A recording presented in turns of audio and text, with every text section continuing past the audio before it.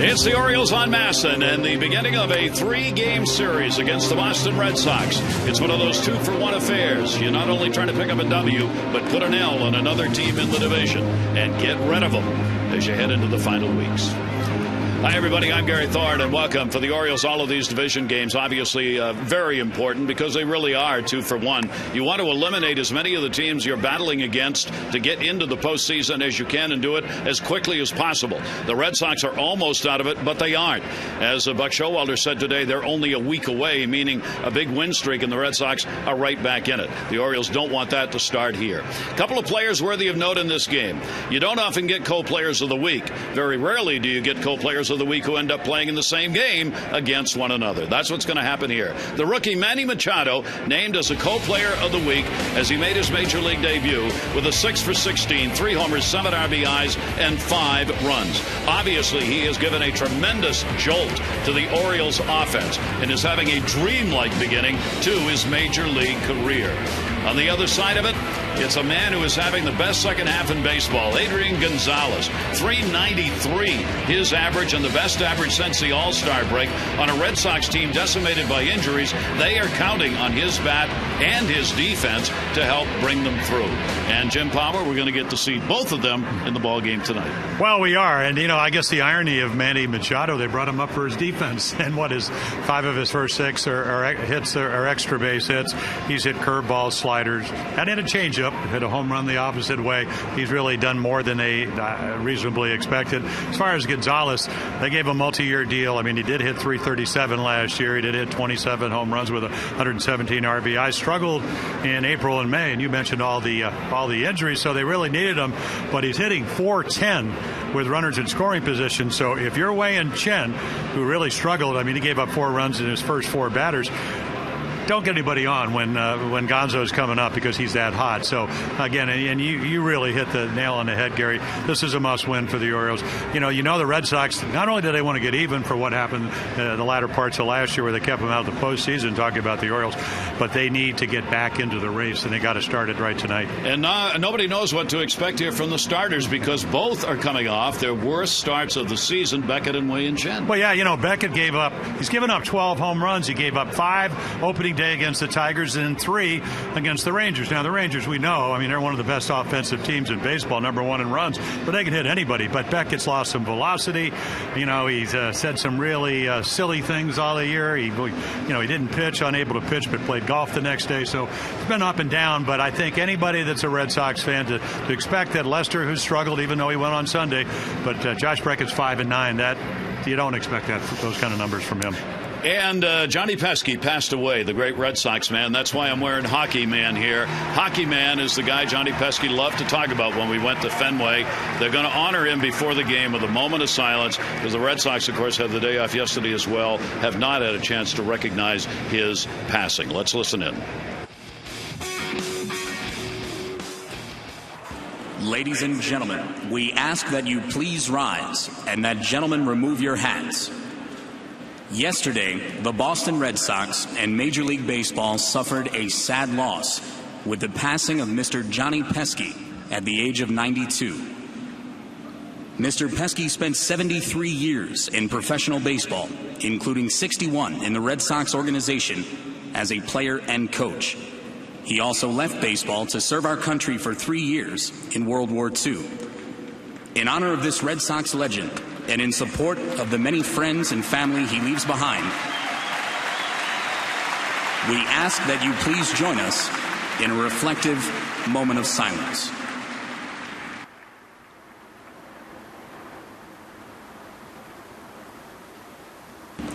Ladies and gentlemen, please remain standing as we welcome Katie Bryant. Will now honor our nation with her rendition of our Star-Spangled Banner.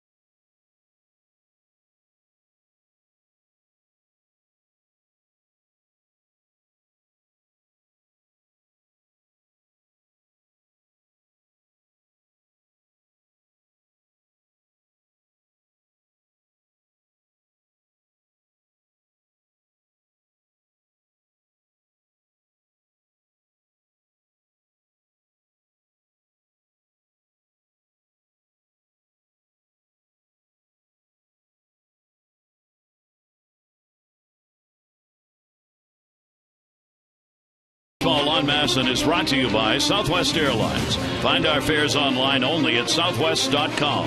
And by Jeep. Jeep and the unique brand of freedom you'll find only in the full line of Jeep vehicles. Visit Jeep.com to learn more. Very great gesture on the part of the Orioles here tonight with the Red Sox coming in, and Johnny Pesky's passing yesterday. The Red Sox first opportunity publicly at a ballpark to recognize one of the great Red Sox of all time, associated with the team in every way, from player to manager to coach to broadcaster to an ambassador. And Jason Varitek, one of his real close friends, the former catcher and captain of the Red Sox, said, "I am almost speechless. This is a very sad day for me and for anyone who has ever spent any time with Mr. Pesky. He was the most positive influence I ever came across who wore the Red Sox uniform." Varitek went on with a smiling story. He said Johnny Pesky used to say to him, "Hello, my honeysuckle. Hello, my honeybee. My ever-loving Jason, just get 3."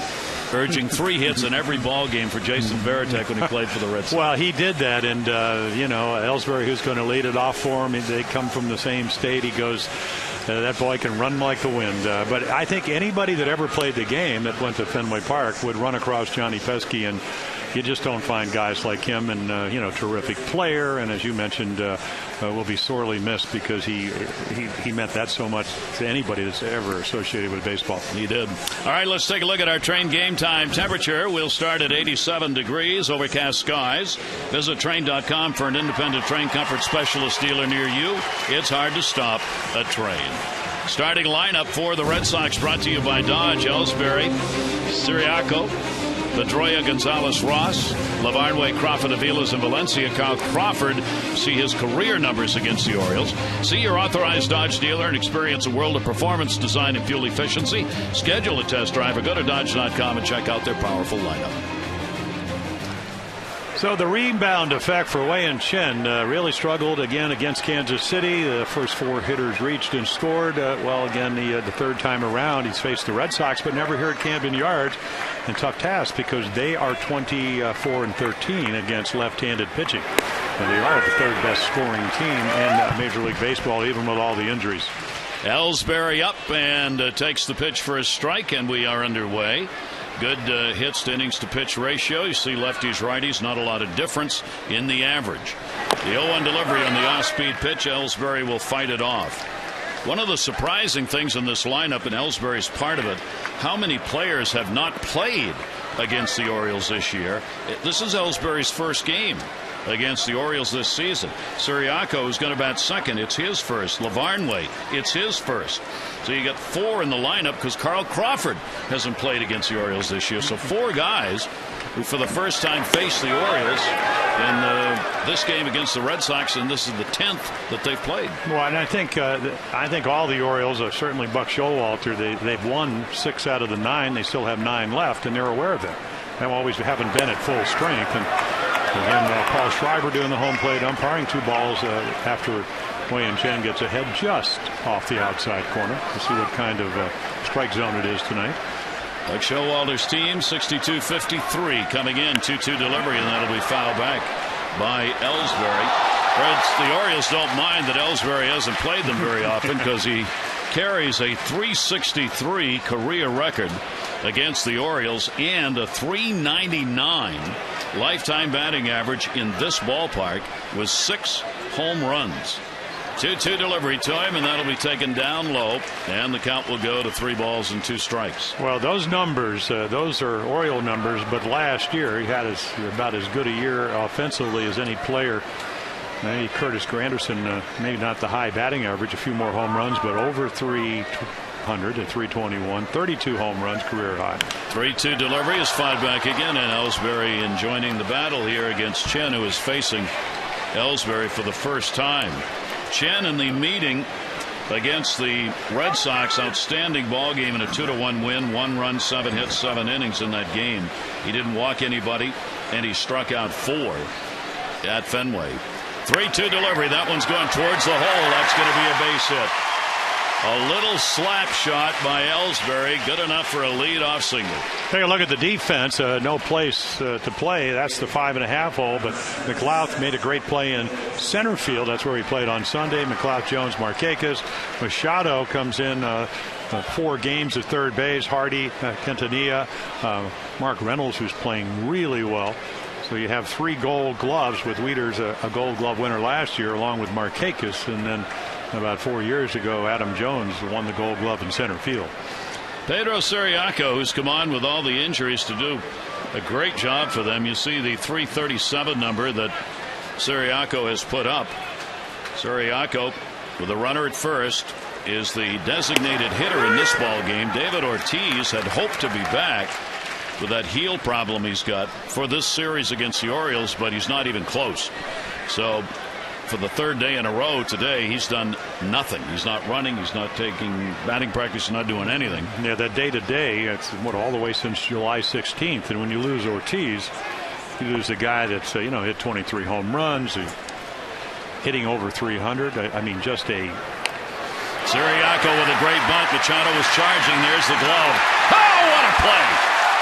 That is as good a bunt as you can lay down, and as good a defensive play to match it as you're going to get. And Machado shines on that one. It's a sacrifice. So that's the first tough play he's had at third base in his 5th game. And anticipation, otherwise you do not make this play. And then again, even then, he's going towards home, across his body. Nice little pick by Reynolds. And there you go, about a quarter of a step. So they give you an out in a sense. That wasn't the intention. It wasn't a sacrifice. It was a bunt for a base hit. But they do get a guy, and with very good speed, 6 for 6 last year. Ellsbury, we told you about all the home runs and average, but he did steal 39 bases. So he's got great blazing speed at second base.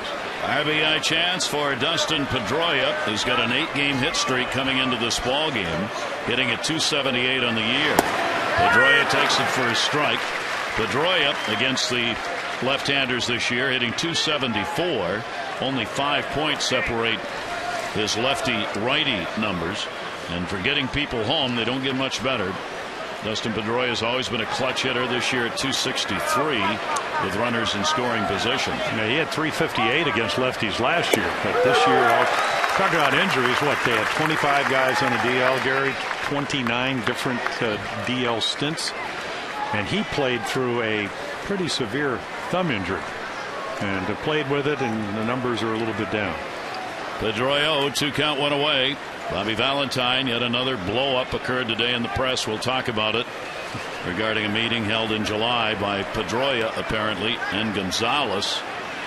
Here's the 0-2. Oh, that went off the glove of Wei-Yin Chen. Hardy over, and they'll get the out. A 1-6-3 play on a stinger right back up the middle. Well, Wei-Yin Chen got hit off the bat of Perez in the Kansas City. Took it off the left shin, and right here at this time it's the glove. Did a little deflection. Hardy takes the sure out, and it is sure with his accurate arm. But again, we've seen 2 plays. First out that, or actually maybe the second out that Chen got in his last ball game was a bullet back up the middle. Took one off the calf of the leg in that one, and now they want to be careful here with Gonzalez coming up. They actually moved Machado in a couple of steps at third. Well, this is a tough lineup for Wei-Yin Chen. We told you again what the Red Sox 23-14. So Gonzalez is hitting .410 with runners in scoring position. He leads the American League in that department, and he will take the strike. The Red Sox have the largest differential in win percentage between lefties and righties. They have done very well against the left-handers with that 23-14 mark. They have not done very well against right-handed pitchers on the season. 0-1 count. And a swing and a foul tip on a high off speed pitch right there. No, this is what you alluded to again. Gonzalez just red hot. Gordon, we saw him. He hit 3 home runs in the series over the weekend. But the problem is you got a guy, Cody Ross, in the on-deck circle that's got the 3rd highest slugging percentage against left-handers, and you don't want to pitch around Gonzalez and then have a big inning. Chen looks over to third base where Ellsbury's kind of jumping around, gets him back to the bag. Gonzalez has faced Chen, a couple of hits, 6 at bats. There's Ellsbury. They play the shift with Quintanilla in shallow right field, but they leave the shortstop over on the shortstop side of the bag, and that'll be fouled back up over the screen. Count will stay at 2 strikes. Yeah, if you're Quintanilla out at second base, you don't want to get that ball that hits the lip. So if you play 3 or 4 steps behind the base, now he's moved in, but he's going to move back a couple of steps. So he would actually want to come in if the ball's hit, because he doesn't want to get that in between lip hop. Gonzalez 6th in RBIs, 4th in hits in the American League. 0-2 delivery by Wei Chen to him, and he got him. Got him to go up on the ladder after a couple of pitches. No runs, 1 hit, no errors. A distinctly different first inning than in Chen's last outing.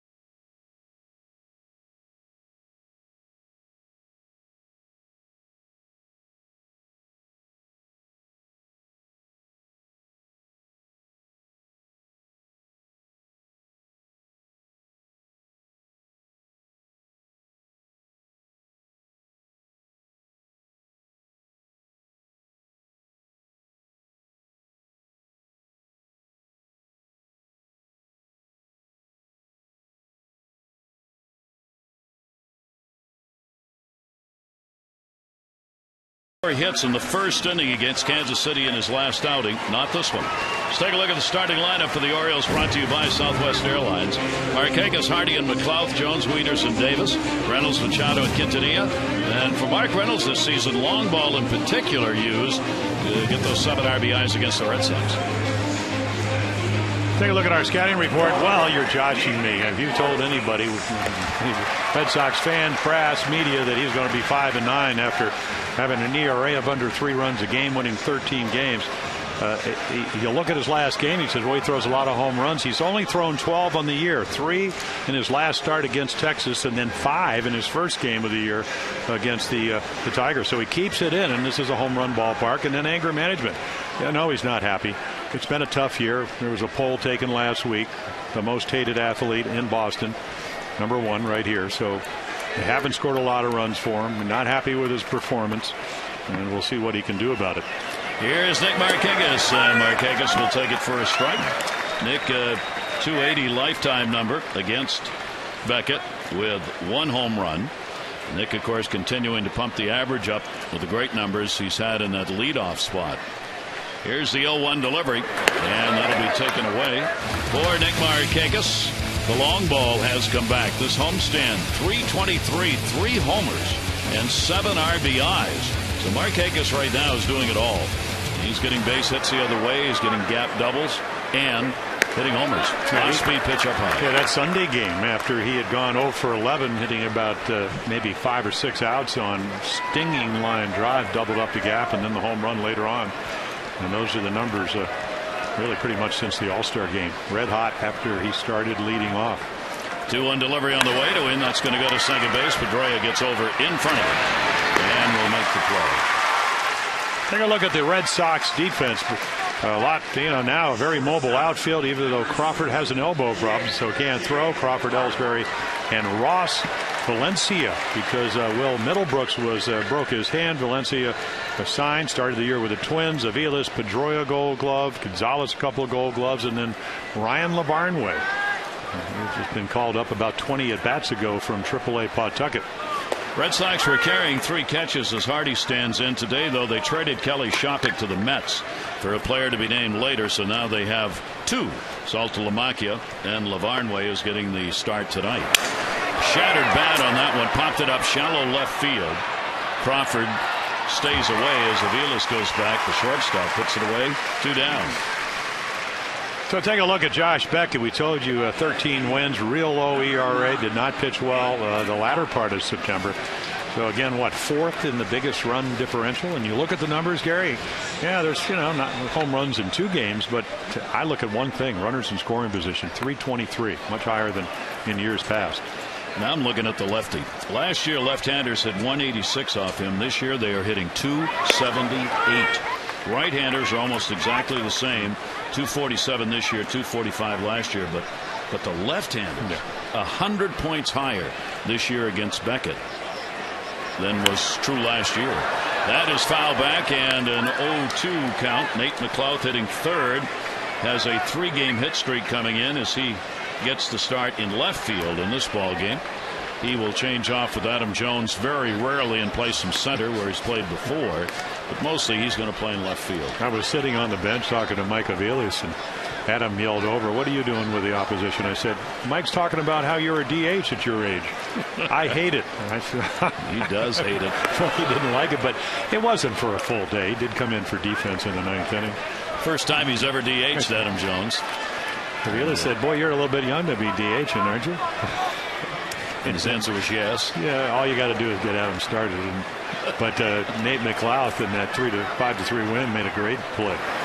And an off-speed breaking ball is going to miss up high, and the count will go to 2 balls and 2 strikes. Yeah, Josh Beckett has a lot of ways to get you out, and when he's pitching well, I mean, he's got the fastball, 2-seamer, 4-seamer, he's got a cutter, he's got a curveball with just missed with, and he's got a good changeup. They're the lifetime numbers against the Orioles. 0-1 this year. 2-2 delivery on the way. McLouth will fight it off. Here in this ballpark for Beckett, he's won 5 and lost 3. Pretty good ERA of 3.61. This is the 13th start that he has had here at Camden Yards. He has lost his last 3 starts against the Orioles, including that one we talked about this year. 2-2 delivery on the way, and a swing and a miss, and a ball down and away. Beckett retires the side in order. We've completed 1. This is a 3-game series. First game underway, no score.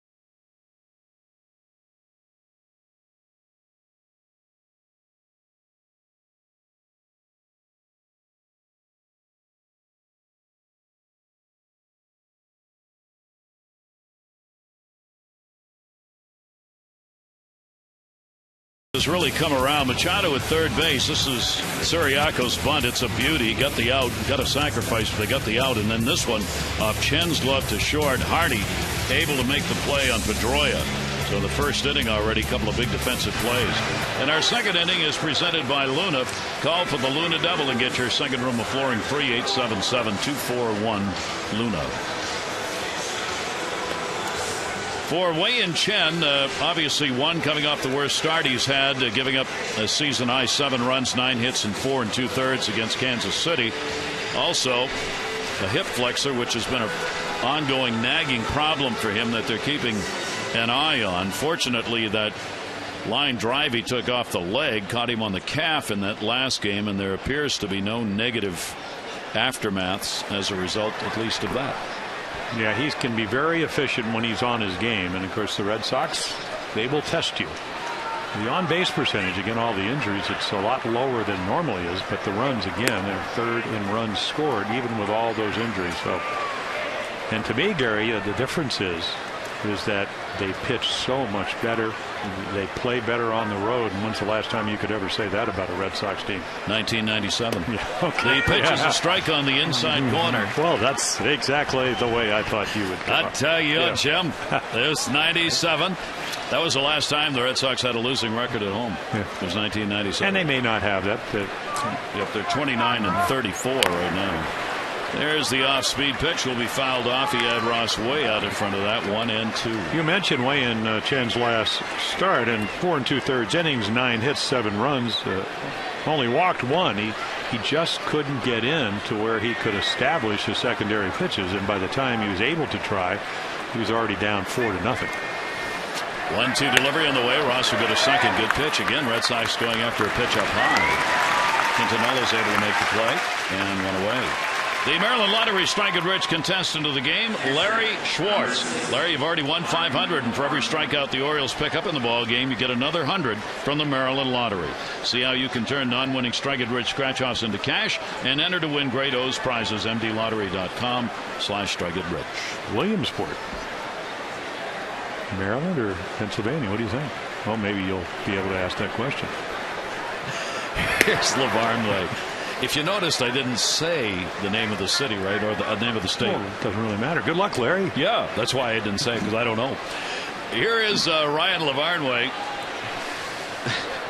LaVarn behind the plate in the game. Pitch will be taken away, making his 8th appearance.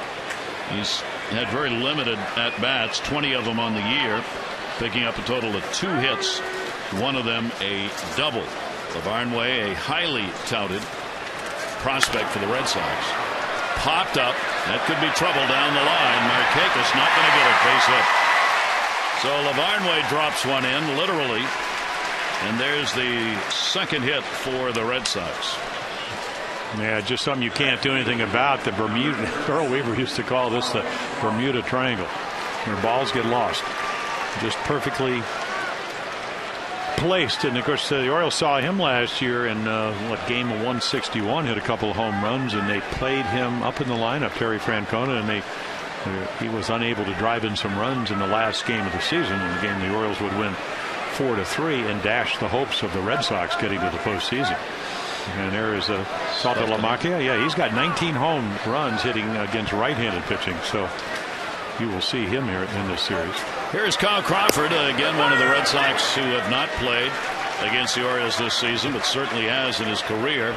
Brings a .303 lifetime average against the Orioles with 13 home runs. Crawford, of course, on the DL for much of the first half of the season, but he's come back with a vengeance. He's tied with Gonzalez for extra base hits since the All-Star game, and he's hit in 12 of the last 16 he's played in at a .311 average. Crawford back, and over the last 10, you see how hot that bat has been. This is just his 26th game coming off the DL. LaVarn at first. Crawford with the 1-ball, 1-strike count. And the fastball is laid on and fouls it away. Well, we should finish our story before we go too far, I guess. What the Red Sox are also dealing with today, a story came out on Yahoo Sports this afternoon regarding Bobby Valentine and a meeting the owners had with the players in late July at a hotel that Bobby Valentine was not invited to, and that only the players attended, and apparently led by Gonzalez and Pedroia, for a vocalization of the fact they were not happy with what he was doing. The intent of the meeting was to provide a forum for people to express whatever frustration needed to be expressed at the time during the season when things were not going well. That was Ben Cherington's response today. He admitted the meeting took place. What we wanted to do on the field, it was in the hopes we could put whatever issues aside, focus on playing the rest of the season. That was the intent. That was the focus of ownership, to have a productive meeting. A lot of people have said this afternoon, well, wait a minute. Yeah, a players-only meeting for the purpose of being productive. There's Pedroia on the left. Pedroia ended up at some point putting out a picture in the training room of Bobby Valentine laying on his stomach, sleeping on the table at 3:30 in the afternoon, which is not, there's nothing wrong with that. But it ended up getting labeled, here's our manager making the starting lineups. I mean, that's how ugly this thing has gotten. And all of this just came out this afternoon, even though the meeting was held in July. Bobby Valentine refused to respond to it. Pedroia had nothing else to say. In fact, tried to hide as much as he could before the ball game. Well, I don't blame him. I don't either. Yeah. So that's the latest. It's nonsense. It's, it's not about Bobby V. It's about injuries, lack of production. That's the way it was in September. That's why Franco is no longer there. Towards second base. Quintanilla has got it. Goes to Hardy, one. LeVarn Way taken out. Crawford on the fielder's choice. Yeah, the only thing, and the real disease is when you allow players to go to ownership behind the players, the manager's back, and that's just not a good thing. And it started when Bobby V criticized Youkilis. That's not the way we do things around here. Well, do they implode, go into September with 82 wins and go 7-20? It's not the way they usually do things around here either. No. And like I said on Sunday, it wouldn't matter if they're drinking beer and eating chicken if you're winning. It just goes away. But they weren't winning. And they are winning now. No, and so it stays on the fire, right? It's a combination of a lot of injuries. Pedroia's been hurt, but he plays. This guy's going to give you every ounce, every pound of his ability. That's the way he plays it. But it's not about Bobby Valentine. Just play better. They're still in the race. They are. I mean, Bobby's the one that says we're still in the pennant race, but not if the players don't get in the cattle drive.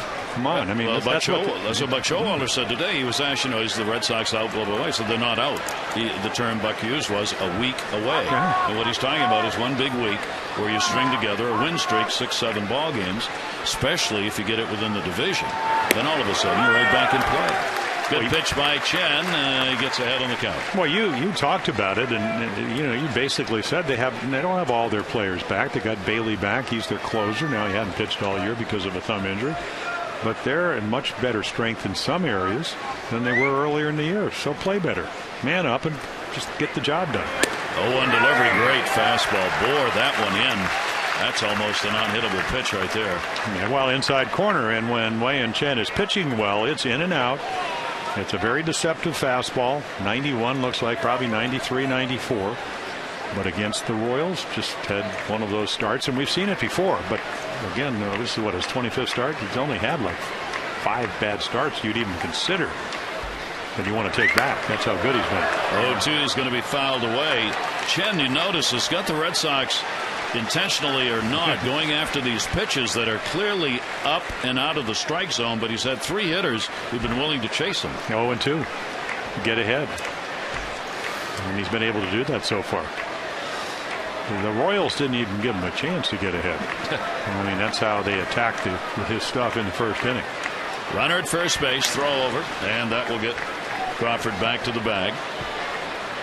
There you see the differential. Well, there it is. And unless you're really going to pitch backwards, and he didn't do it early in the game, he would try to, but he'd already be down 4-0, which is to throw changeups and curveballs and sliders. But his best 2 pitches, fastball, changeup. And he never could get to the changeup early enough. And again, foul back. Chen had hoped he might get that one in an 0-2 count. 2 down. Wei-Yin Chen, 10-7 on the season. Hitters only 239 against him overall. And certainly while there were expectations with Chen coming into the season, I think it's fair to say at this point those expectations, whatever they were, have been exceeded. And he has, with all the injuries to Orioles starters, become the real stable part of the rotation. 0-2 pitch, foul back in on the fist. He really has. And, again, turned 27 earlier in the summer. Out of Taiwan via the Japanese League, where he was very, very good. I'd watched him throw in spring training, and I said, boy, that ball's got a little extra zip to it. And the American League, National League hitters have found that out. Here in his home ballpark, he's gone 5-4. This is the 13th start here in this yard. And he got him. Well, Chen wins the battle, gets his second strikeout. No runs, 1 hit, no errors, and a base runner left on. Jones will lead it off when we come back.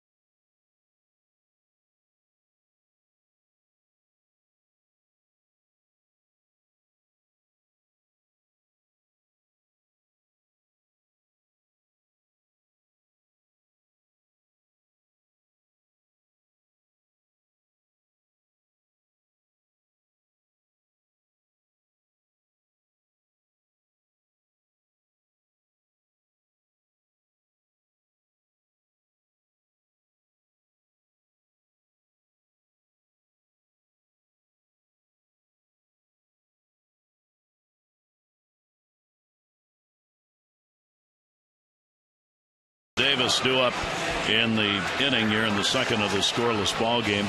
You see, for total bases, the American League leaders this season, no surprises at the top. Cabrera, Cano, and Adam Jones right there in that mix with Josh Hamilton and Edwin Encarnacion. And really, when you look at that list, that tells you the kind of year Jones is having. Really, it has, and you lost Nolan Reimold, who, when healthy, would give you a little bit of protection in the lineup and so forth. So you still have to be, if I'm Josh Beckett and I look at Adam Jones, Matt Wieters, again, the early, at least from the left side, power numbers, and certainly Matt hitting great as of late, but 16 home runs, so not a lot of protection. So when they pitch to him, he's done a lot of damage. And as we've told you all year long, comes in at about third or fourth with 2 out or 2 strike hits, so he's done a great job of adjusting. Went after the first pitch and popped it up right at the mound. Beckett wants it, and look out, saved by Aviles. Beckett kept looking as though he was going to play it, so Valencia at third and Gonzalez at first both backed off. And then at the last second, Beckett went to the bottom of the mound, and in came Superman. Well, yeah. Well, Valencia's going, are you sure you want that, Mr. Beckett? And Aviles says, I'm a veteran, I'll come over and flag it down. Well, he wasn't going to leave until... No. That's a tough play for the shortstop coming up over the back of the mound and down the front. Aviles makes the play. Jones retired. Over hill, over dale. As those caissons go. There was a moment where I thought that ball really was going to drop. I did too. I did too. Here's Matt Wieters. Wieters will take it outside for a ball. Matt comes in with a .263 lifetime average against Beckett. He's had 1 home run off him. Numbers on the season. Here's the 1-0 delivery in the way, and that is a strike taken. 1 ball, 1 strike from Beckett. Yeah, everybody makes a big deal about when you look at some of the reports on Josh that he's lost velocity, but 91 with good movement and 3 or 4 other pitches, that'll work. There's a changeup. But again, are you making the pitches? And the 323 with runners in scoring position, and then can you get lefties out? I just found as my career went on, if you do lose 3, 4, 5 miles per hour, you can still pitch. You just don't pitch as well when you get runners in scoring position. And the reason is that if you can't throw the fastball by him, you don't have that. And again, as I mentioned, he's 32. You don't have that great crutch that you've had all along, where even if I get in the hitter's count, and that's his pitching coach, Bob McClure, I can throw a ball by somebody. He can't do that anymore. 2 ball, 2 strike count on Wieters with 1 away and fouled off. Well, the numbers on Beckett this year, exactly what you're saying. Look at the difference here with runners on. Yeah. Oh, that's there you go. So he's not making as good of pitches. It's not about the home runs as much. It was in his last game. It was in his first game of the season. Strikeouts are down. The hits are up. 2-2 delivery fouled off. For the season for Beckett, his strikeouts per 9 is 6.7. Last year it was 8.2. His hits per 9 innings this year, 9.2. Last year, 6.8. And for balls put in play, the batting average is 298 compared to 249 last year. So all of the numbers that add up for getting runners on base and runs scoring are high this season for Josh Beckett. 2-2 delivery away, and Wieters works to count to 3 balls and 2 strikes. And then you start looking at, okay, well, he gets 5 runs a game, but that's skewed by the fact that he's had a lot of runs in some games. What is it? 19th start. This will be his 20th start. 3-2 and he walked it. Well, there's a perfect example. He's ahead early, and then he just can't make his pitches. But when you start looking at, he's received 3 or less runs in 12 of his starts, where he's 0-9, so he's not beating anybody. As we saw, Chen beat him 2-1. He still pitched very well, so maybe the 5 runs not exactly a true number, because it's your total runs. And there's what we talked about. They keep track of these things now. And sometimes it's not only the velocity, it's the movement. That late life, you lose a little bit of that, it's a little bit easier. And that's what you talked about, Gary. Strikeouts down and average up. Yep. 1 away, Chris Davis at the plate. Davis 230 off Beckett with a home run. Good arm movement and slowed the pitch down and gets the strike on the swing from Chris Davis. Orioles with a runner at first base, no score, second inning, big 3-game set against the Red Sox. The Orioles hold the season series edge 6-3 against the Red Sox. They haven't beaten the Red Sox in a season series since 04. That's going to be a base hit. Over the glove of Gonzalez, slows down in the outfield, so Wieters plenty of time to go to third. The Orioles cover the corners, 1 away. Yeah, Chris Davis went to a different stance. Off day, chance to think about it. Jim Presley back following the death of his dad as a hitting instructor, so they got a little bit flatter. And right here, there's your cutter. So the cutter doesn't have as much velocity, able to get the barrel to the bat a little bit, or to the ball a little bit better. And then again, it hit it soft enough because sometimes it's hard to get a runner, especially Wieters, who doesn't run well all the way from first to third. That ball actually better for the Orioles that it was not hit hard. There's Jim Presley. Great to see him back after being at his funeral in Florida for his dad, and with the family, obviously, and a day off yesterday to come back and get settled in again. Here is Mark Reynolds, first and third. Reynolds with that 265 with runners in scoring position, superior to his overall 211 average. He's got an opportunity right here, and the Orioles a chance to get on the board first. Reynolds 3 for 15 against Beckett, and 2 of the 3 hits home runs. And now all he needs is a fly ball of some depth. The Orioles will be on the board. Outside of third, foul ball, 1 strike count. Yeah, he got the big hit on Sunday afternoon off Lewis Coleman. They brought in the right-hander, the Submariner, and he had a double down the line as the Orioles would come from behind and win that game 5-3. There are the numbers you talked about. He's got the best numbers, Reynolds does, against the Red Sox this year by far. He's got Wieters over there at third base and Davis at first. Reynolds hitting .421 against the Red Sox, 2 home runs and 7 RBIs against Boston. 1 ball, 1 strike delivery by Beckett. Close and got the outside corner, 1-2. So there's a little extra, 93. And then, of course, he hit a couple of those home runs early on the first trip up to Boston, and he was sitting on the bench a couple days later. He said, "Think I'll get any more fastballs to see?" I said, "I don't know, Mark." Don't count on it. No. Not at Fenway. Nope. 1 ball, 2 strike count. Virtually no breeze here at the ballpark right now. Here's the 1-2 delivery. Reynolds lashed that one foul. Yeah, that was one of those little backdoor cutters where you throw it at the hitter's right hip and hope that he gives up and it hits the inside corner. And Mark says, "I'm not going to have anything to do with that," and just slaps it foul.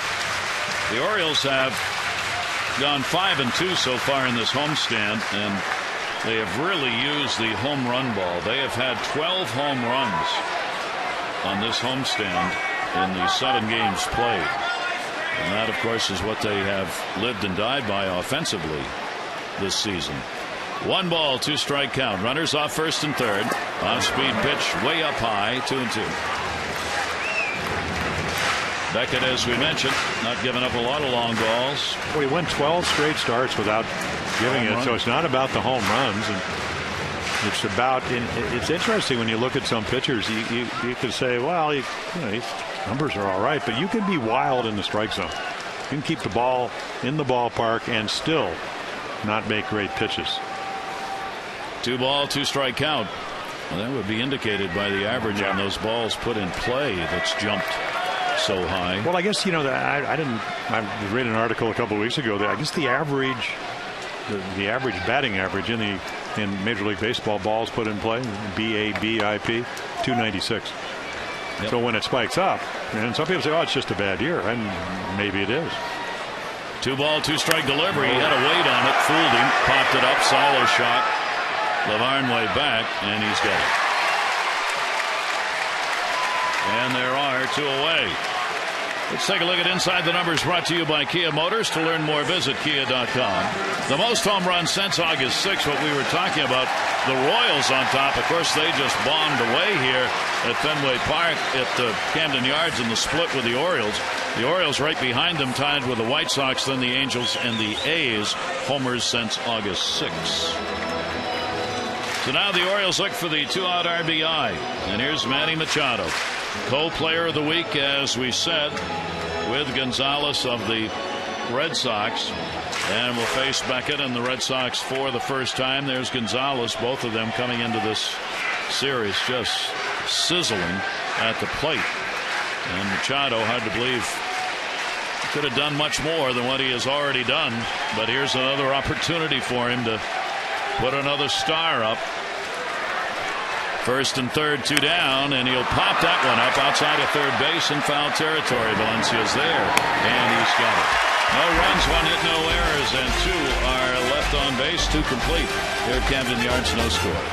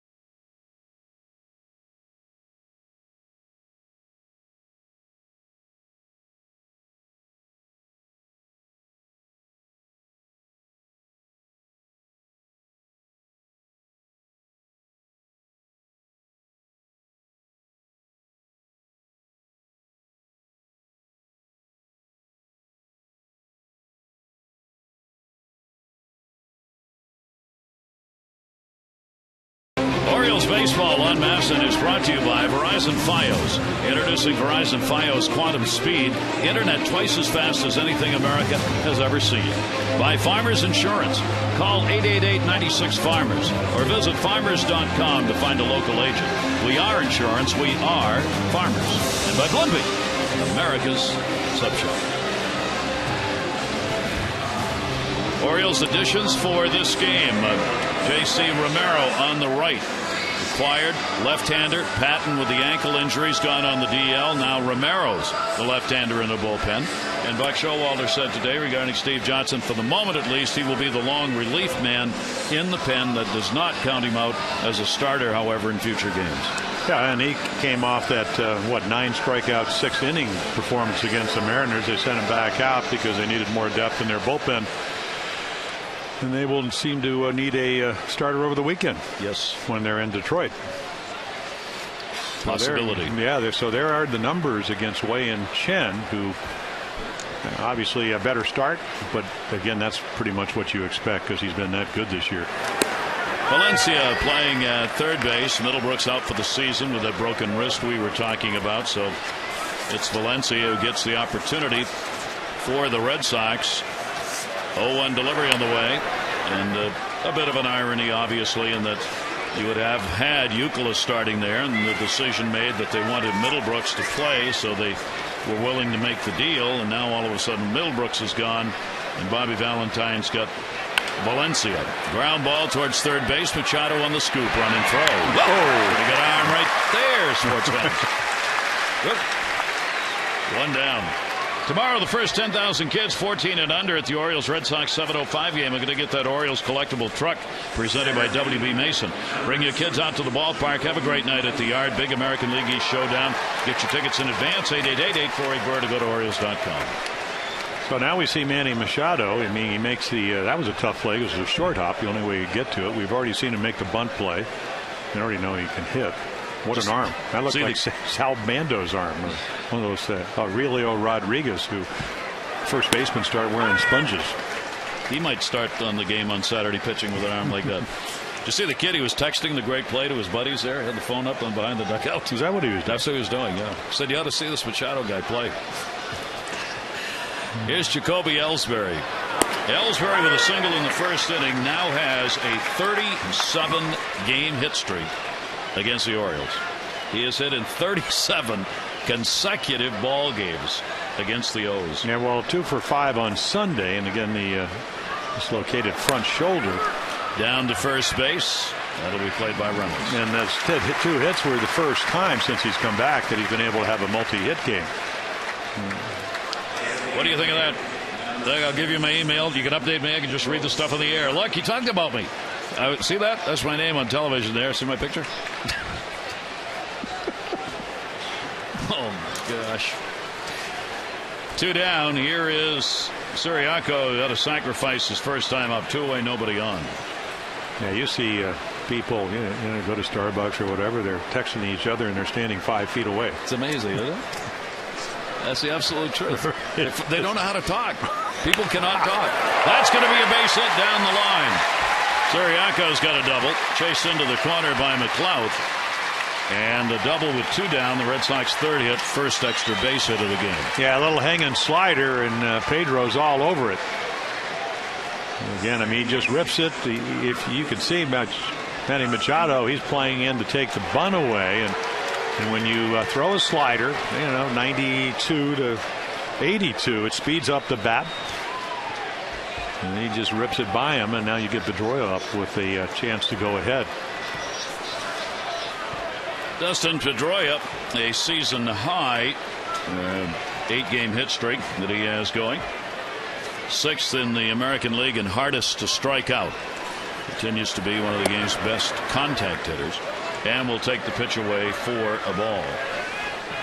So Pedroia with the RBI chance, no score in the ball game, and if he's going to do it, it will come here with 2 away. For Pedroia this season, he's hitting .263 with runners in scoring position. Second chance he's had in the ball game in this situation. He came up in the first inning when Ellsbury had reached and hit a shot that would have been a base hit, but went off the glove of Chen to Hardy, and he was thrown out at first.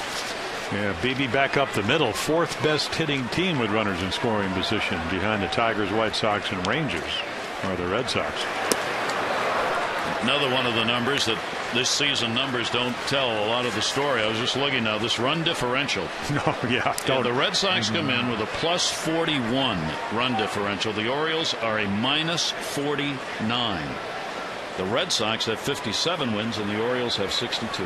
Well, 1-run games, extra inning games, 2-run games. The Orioles have done a better job of that. And their bullpen's better. And that's going to be a walk on 4 straight. First one surrendered by Chen. Put runners on at first and second, 2 down. Well, one of the keys of the game should have been don't get gonzoed, and the more times you get people on, and the more times the guy that leads Major League Baseball with a .410 batting average with runners in scoring position, the more chances you have of getting and giving up runs. getting in big-time trouble. Bobby Valentine and I was talking with him before the game about the distinction, and these two teams are exact opposite. The Red Sox run differential comes because they blow people out in some games and then lose the close ones. The Orioles are exactly the opposite. They rarely blow anybody out. They get blown out, but they win tight games. That one near the warning track, but it's playable. The clock is there. No runs on a hit, no errors, and 2 are left on base. It remains scoreless going to the bottom of the 3rd.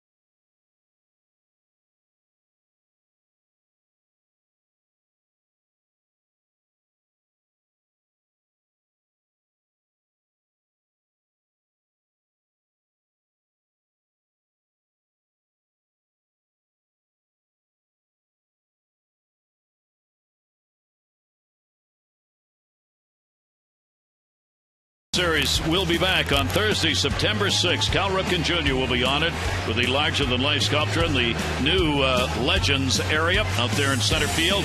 All gates will open at 5, ceremonies at 5:15. All fans get the replica Ripken sculpture, so we hope you'll come and honor the Iron Man and see a good ball game. 888-848-BIRD, Orioles.com. That's going to be on September 6th. No score in this first of 3. The rotation for the ball game tomorrow night, Miguel Gonzalez and Aaron Cook. And then in the matchup in game 3, Chris Tillman against Clay Buchholz. The Orioles finishing a homestand with this 3-game series. Red Sox continue on their road trip. They split with the Cleveland Indians to start the road trip. It's an 11-day, 10-game trip. They've also going to play in New York. Way back, Quintanilla. Goodbye, home run. One bounce. Utah Street off the warehouse. Oh, mercy. Where did that one come from? Wow, you were talking about it over the weekend, the fact that he doesn't hit many home runs, but this year, that's now with the Orioles, the power has come. I mean, he blasts this ball. But again, and I know we'll get to this at some point to show you, it's just a horrible pitch, and he takes advantage of it. So there you go. The Orioles normally, they don't out-homer the Red Sox, but this year, but that ball was crushed. So Beckett gives up the long ball and the off-speed pitch up high. Well, take a look. Now, look where the target is. Look where the ball is. So this is not about velocity. This is not about, well, maybe movement, but we saw him do it. A lot of people in the Machado 2-run home run, they forget that Omar hit the big home run. He hit the 2-run shot that on Friday night that put the Orioles back ahead. That was something. He can play. I mean, I know obviously if he was this good a player, Orioles may not have had him, but he has done everything that Buck Showalter has asked him. And the Orioles have the 1-0 lead. Markakis will take it for his strike. That'll be home run number 13 against Beckett on the season, and 9 of those have been hit by left-handers. I would suspect not many, if any harder or further than that one. Well, that's one of those, no doubt about him. 2-1 delivery. Markakis fights it back. Let's take a look at our AT&T Mobility Trivia fact. Nick Markakis hit his 13th home run of the season Sunday against KC. The O's are now 11-2 this season when Nick picks up the long ball. That ball was hit so far that Josh Beckett didn't even turn around to watch it. Didn't want to watch it. I've been there. Well, you don't. You just know. Doesn't matter how far it goes. It's gone. And that pitch will be fouled away. So Quintanilla getting his 3rd home run, his 11th RBI. The Orioles go on top. Quintanilla coming over from the Mets. He had 1 home run there with the Mets. Now he's putting up more than that with the Orioles already. 2-ball, 2-strike count on Markakis.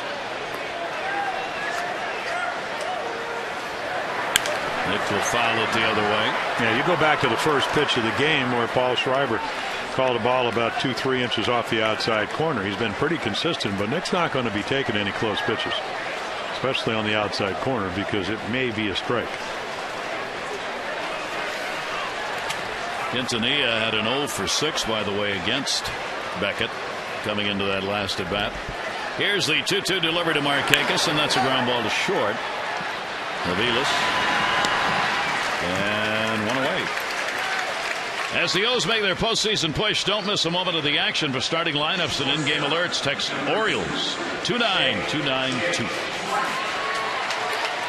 Beckett has been tougher as the outs have piled up this season. When there are no outs, the average against him is .302. 1 out, .265, and 2 outs, .221. He has, on the year, retired 71% of leadoff batters, good number. But the average is up against him before that first out is recorded. Strike taken by Hardy, who has popped out in his only at bat. 5 for 20 against Beckett with a home run lifetime, and Hardy will take the pitch down low. Yeah, JJ, if you watch his back elbow, he usually has it up. He said, nah, I guess I'm going to maybe just try to relax it a little bit. He said it worked in batting practice. Of course, this is the real thing. And that ball just off the outside corner. So if you're a hitter, that makes you happy. Hardy has had 1 hit in his last 16 at bats. 2-ball, 1-strike delivery to him. And that will be popped up towards the seats. Gonzalez has room, and he's got it. 2 away. Take a look at the numbers as he goes through the lineup. Yeah, well, gets loose, uses all his pitches. He can also, we may do that. He really uses all his stuff as he gets through the second of time. But you have to understand, he is 130 and 90. 130 wins and 90 losses with an ERA of under 4 runs a game. So he's been a very accomplished starter. McLeod goes to first base. Gonzalez up on the scoop and will get the out. That will do it, but the Orioles have the lead. A run on a hit. Quintanilla with a 5-game hit streak now. Boy, did he extend it there. 1 hop off the brick against Beckett. 1-0 O's.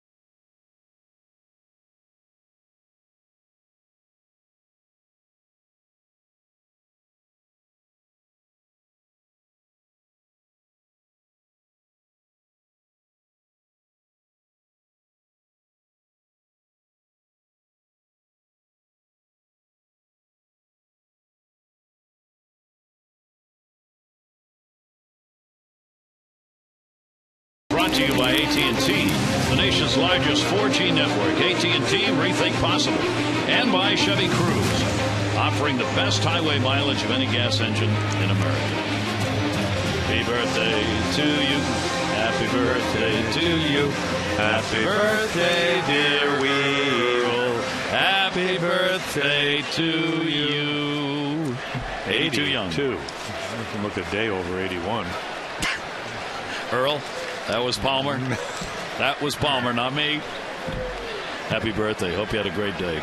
And great seeing you here at the Yard so often this season, coming back to the Legend Series. Yeah, we'll see him shortly again. September 6th. On Cal's night. Yep.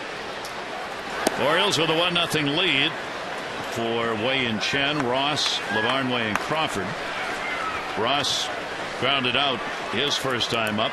And he attacks the ball. 11 of those 18 home runs against left-handed pitching. We told you third in slugging percentage against lefties in the American League. And there's the inside corner. So down and away, down and in.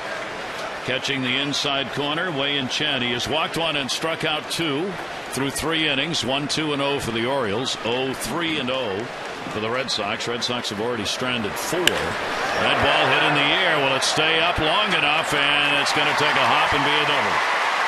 So Ross gets the leadoff double in the 4th inning.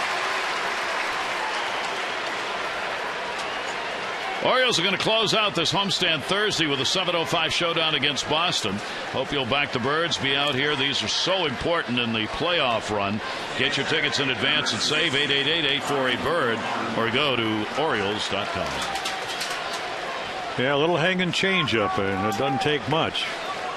Boy, the way the ball was flying over the weekend, any ball hit firm here, you're hoping it does stay in the ballpark. At least if you're an Oriole fan. The Red Sox, of course, they hope it carries out of here. Let's see if Ryan Lavarnway can get him over or in, hit the ball the other way. Off-speed delivery. Lavarnway had a single his first time up in his first game against the Orioles on the year, and his first appearance against Chen in his career. We mentioned how Lavarnway broke in against the Orioles. A little breeze kicking up now with storms around. Looks like it may be blowing in a little bit from left field. Lavarnway on the big swing and a miss. He made his debut and came up from Pawtucket hitting .295 with 8 homers and 43 RBIs. Lavarnway has had 3 hits in his last 21 at bats since the recall on the 1st of August. And then between AA and AAA last year, he showed you your power. 32 home runs. 1-1 delivery to him, inside out. It'll get the runner moved up. Reynolds will play it to the bag, 1 away. So a productive out. I don't want to make an out, but if you're going to make one, hit it to the right side. And really had to go pulling the hands in order to get that ball off the bat. No, I always felt if they, again, this game's so young, only the 4th inning. It's not like they're giving you an out, but they are giving you out in a sense. So again, you only need to get 27 and hope you have the lead when the game ends. So they will play about halfway, and again, Crawford with great speed if he gets on. Orioles playing for a tight ball game here, and Crawford with a big cut. Crawford against left-handers is .281, almost the same as he is against right-handers. The Orioles 1-0 lead in jeopardy here with a potential tying run. Ross at third and only 1 away. Crawford hit only a .195 against left-handers last year, so he's up that significantly this season against left-handed pitchers. Yeah, .295 lifetime hitter just in general, and again last year his first year with the Red Sox, and maybe trying a little bit too hard. Did not have a good year. Here's the 1-1 delivery to him, and he gets it done here. Base hit, RBI. Ross will score, and the Red Sox come right back to tie the ball game up here in the 4th inning on the Crawford single. Yeah, and that's one of the problems of playing the infield in. It probably would have been up the middle, maybe would have gotten it out, but because Quintanilla is playing so shallow, watch this fastball. He doesn't quite get it away. It's down, but in the middle of the plate, so he's able to top spin it into center field. And your Red Sox fans, or Bobby Valentine, seeing Carl Crawford when he's a little bit healthier. Had that wrist surgery, so that's why he and then the elbow problems, the belated start this year. One down. Here's Aviles. Runner on at first base, and the throw over by Chen to getting back. Aviles, a strikeout victim his first time up, and now 0 for 6 lifetime against Wei and Chen. Well, the Red Sox get a run in on their 5th hit of the ball game. Aviles struck out his first time up. Infield, of course, moves back to double play depth now with one away. Chen has given up a lot of stolen bases, 10 out of 13. Wieters has thrown out 33%. So Chen's concerned about potential base stealers, obviously based on the number who have gotten the theft successfully on the year. One away, good lead over there by Crawford. That's going to be foul back, 0-1 count. Yeah, you better concern yourself, though. You know Crawford can run, because I'm sure they prompt him on that, but you have to worry about Aviles because, again, it's only a 1-1 ball game. You got to concentrate on the batter at the plate. You got Danny Valencia on deck, so let's get Aviles out and take your chances with Valencia, even if he does get to second base. Swing and a miss, again going upstairs on it. Well, that's a great point, because Aviles is a really good fastball hitter, and for some reason, and we've seen it pretty much game in and game out, guys just don't get on that high fastball. There's our Nissan pitch track. Get to Nissan Summer Saving Days. The event ends September 4. Visit ChooseNissan.com and see your local Nissan dealer. 0-2 the count. And a swing and a miss. He just put that one down the pipe. And Chen gets his 3rd strikeout. Well, I'm sure a lot of other lefties are finesse guys, but again, target inside half. Let's see if it gets there. Not really. He just swings right through it. Maybe inside middle, but again, very, very deceptive. I just don't think you see the ball. It jumps on you. So a big strikeout for him. Now there are 2 down, and here is Valencia, the number 9 hitter. Grounded out his first time up. Runner at first base, Crawford. Valencia will foul it back. Crawford has stolen 3 for 3, and when you see that lead foot beyond the cut of the grass and that little scoop by first base, that's as big a lead as you'll ever see runners get, and he's been out there since he got on. You see right there, that front foot is now he's extended it even more, inviting Chen to throw over, but he's not running. Pitch is inside. Well, you can't let Carl Crawford bother you, though. I already said that, but he usually steals when he's healthy somewhere between 45 and 60. So when he gets on, fine, just get Valencia out, the inning's over. Move on. Valencia called up on Saturday to play in the series at Cleveland. Puts that one in the air to center. Jones is there, and he's got it. Red Sox will pick up a run on 2 hits. No errors. Base runner left on. Crawford getting the RBI to tie the ball game up.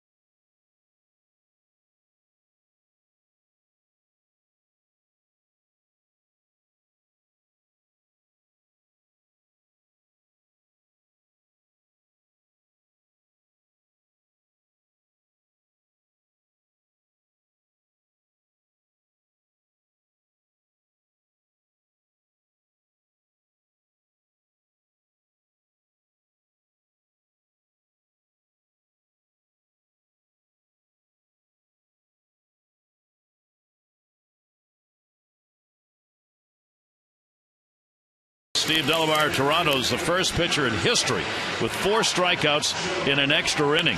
He actually struck out 6 of 7 and 2. Obviously, there was a pass ball that resulted in another opportunity, and he got it. Cole Hamels pitched another shutout last night. 3rd Philly pitcher in the last 20 years to have back-to-back shutouts. And the Rays, they're playing good baseball, 63-52. They have matched their season high 11 over 500, and the 7-game win streak they have coming into today's play is the longest win streak since Joe Madden took over as manager. Streaks in our notebook. Here, a 1-1 ball game as we go to the bottom half of the 4th inning. Jones, Wieters, and Davis. Let's see. Since the All-Star game, the Rays team ERA is 2.22. Don't need a lot of runs, do you? No, and you get Longoria back, and he gives you a run here, a run there, and that's all they've needed. Breaking ball is in there. The Orioles come into today's play in 3rd place in the East. The Yankees have a 5-game lead over Tampa Bay, a 6-game lead over the Orioles, and then the Red Sox are 11.5 out in Toronto, 13. Yeah, Matt Moore's gone from 1-5 to 8-2, or going 8 out of his 10. That's what you want with your young pitchers. Well, it's not over. Oh, Lord. I mean, it's not over with wild card. Just send the Yankees wherever the Rays are and see who matches up better with your pitching.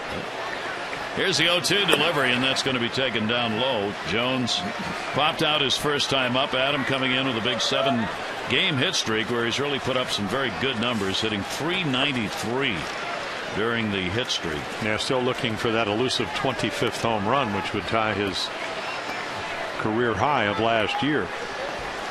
Here's the 1-2 delivery by Beckett. Jammed him, fouled right back into the screen. Count stays at a ball and 2 strikes. Oh, there's a perfect example of 90, but it was right in on the fist. Really, the only glaring mistake was the Quintanilla home run. It was right down the middle, and it went where most of the time balls do go when you throw them down the middle. Happy Homerland. Yes. Quintanilla's 369-foot drive, giving the Orioles their run. Here's the 1-2 delivery to Jones, and a swing and a miss. Yeah, a little cut fastball. So it just has a little wrinkle. The cutter, you throw it with a little bit more pressure on the middle finger, and watch it just moves a little bit, stays up. But again, that late movement fools Adam, and he just swings under it a little bit. Our Kia Pitch Track brought to you by Kia Motors. To learn more, visit kia.com. Here is Matt Wieters. Wieters drew the walk his first time up, and will pop that one up first base side. Again, Beckett charging over. And Beckett turns away in disgust. Well, Gonzalez thought Lavarnway was going to take it. Lavarnway kept looking at Gonzalez, and Beckett stopped running. And then Ryan Lavarnway goes into a slide, and if you're Adrian Gonzalez, where are you going to go?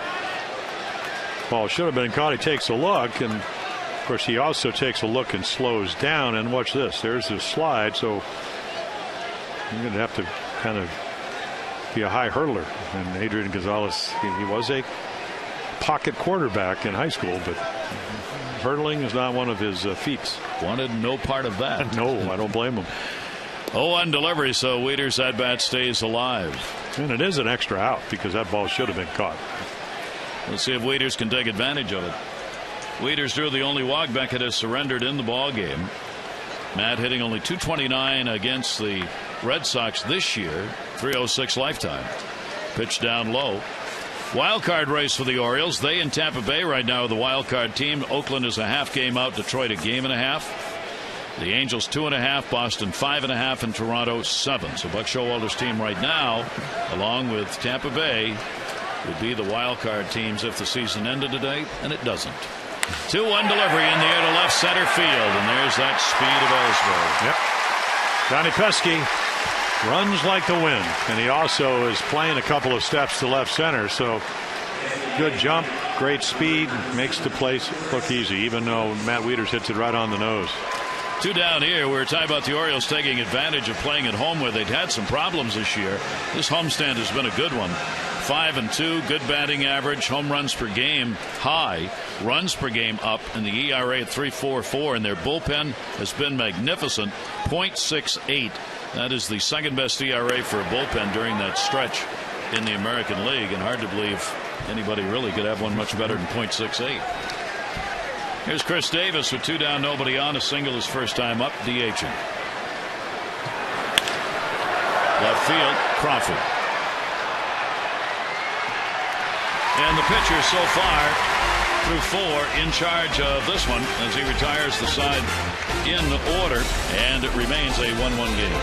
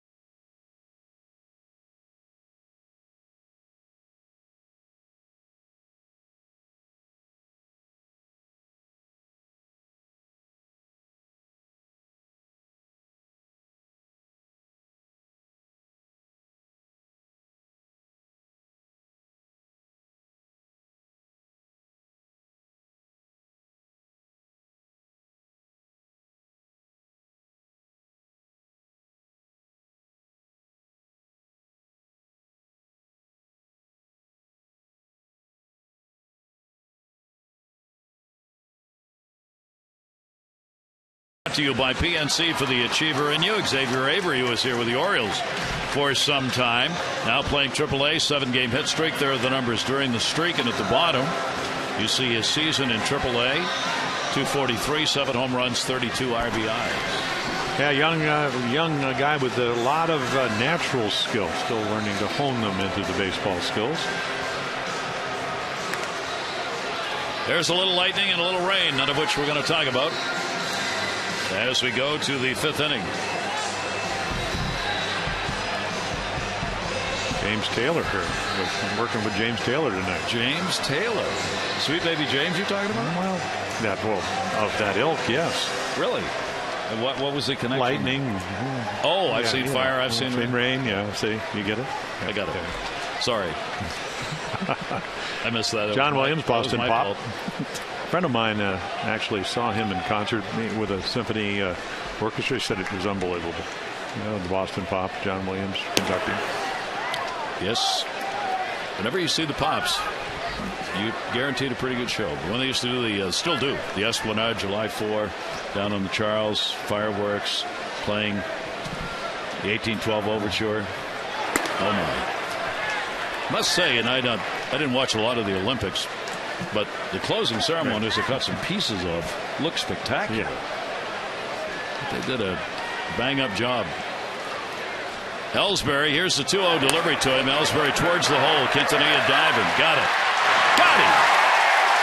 Well, that's how you win games. And of course, you don't win them in the 5th inning, but you certainly can start losing them because if Ellsbury gets on again, 6 for 6, great speed. And as we mentioned, Omar is doing just about everything you can do to help a team win. A veteran player from his knees takes his time, even though he's throwing without his feet underneath him, and terrific plays. Otherwise, he's on first base and just don't know. The 3rd time through the order. Makes the inning and the game look a lot different. Siriaco's had a double and a sacrifice, and the pitch will be taken for a strike. Chen has walked 1, struck out 3. Beckett has walked 1 and struck out 2. Each team with a run. Red Sox out hitting the Orioles so far in the ball game, 5-2. Yeah, there's really been only 2 mistakes by Wei and Chen. A slider and Hanger. with Siriaco, and he hit that down the line, and then he hung a changeup, and Cody Ross started the fourth inning with it and would eventually score the tying run. Other than that, he's been very, very good tonight. Siriaco coming through the Pittsburgh organization, signed as a free agent last December by the Red Sox. He has always been a tremendous glove player. How could he not be? He is from San Pedro de Macorís in the Dominican Republic, where shortstops are born, made, and played. Here's the 1-2 delivery. That's going to go to short. Hardy. He can run. Yeah, he can. And he's wearing out right-handers. He's playing tonight, but again, he even hits right-handers better. But he's not going to outrun that arm. 2 away, nobody on. That'll bring up Dustin Pedroia. Crawford, the RBI single, accounting for the run for the Red Sox. Quintanilla with a home run for the Orioles. Pedroia has walked and hit that hard shot that went off the pitcher's glove to short, thrown out. He has the 8-game hit streak. He's not done well against the Orioles this year, hitting only a .211 against the Orioles.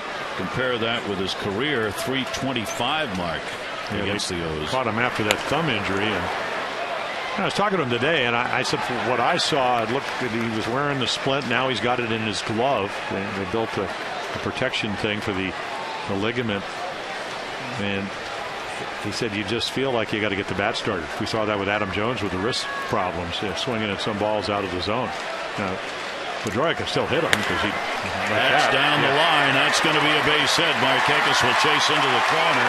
Pedroia is on his way to second, thinking about 3. Here's the turn, the relay throw. Quintanilla not in time. And Dustin Pedroia delivers a triple, his 3rd of the year. Yeah, he just pokes a high fastball down the line, and nobody plays there. He's a totally different hitter than Aviles in a sense, and this is what Wei Chen has done. He just tried to go out of the zone, but he's such a good high ball hitter for extra base hits. And then right here he's just thinking double, but when Markakis has a little trouble getting it because he goes down in that corner easily, and you could see him trying to protect that right hand as he slid into third. So now the potential go ahead at third base, 2 down for Gonzalez. Gonzalez, as we've said, number 1 with runners in scoring position, but 0 for 2 tonight. He came up first inning, had a chance and struck out, came out in the 3rd inning with runners at first and second base and flied out. Now he's got a runner at 3rd with 2 down. Yeah, I had him at 4:10. He actually started the game at 4:20. Even better than I thought. And that will be fouled out of play, and a 1-ball, 1-strike count. Gonzalez leads the American League in RBIs and average in the month of August. So this is one tough out. No, is it ever. 338 hitter last year. First year in the American League. 1-1, second base. Quintanilla has to do it again. Does. No runs, 1 hit, no errors. Base runner left in scoring position. Chen coming up with the big outs with the help of his team. Thank you.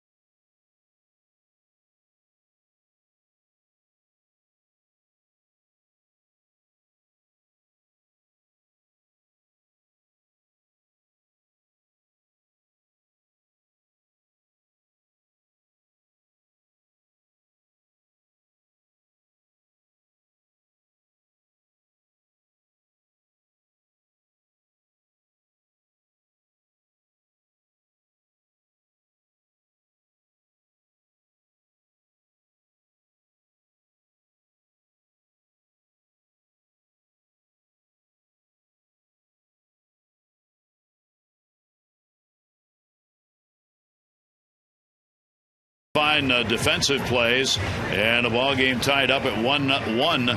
And as we've talked about before, Jim, in order to win, you've got to have some people maybe you didn't expect do things you didn't expect them to do. And right now the Orioles have a couple of those. Well, they really are. Now we have Wei Chen we talked about one of our keys to the game was a rebound effect, and every time he's pitched poorly, the next time out, he somehow got himself together, and he's doing it against the third best offensive team in the American League. So he's been terrific.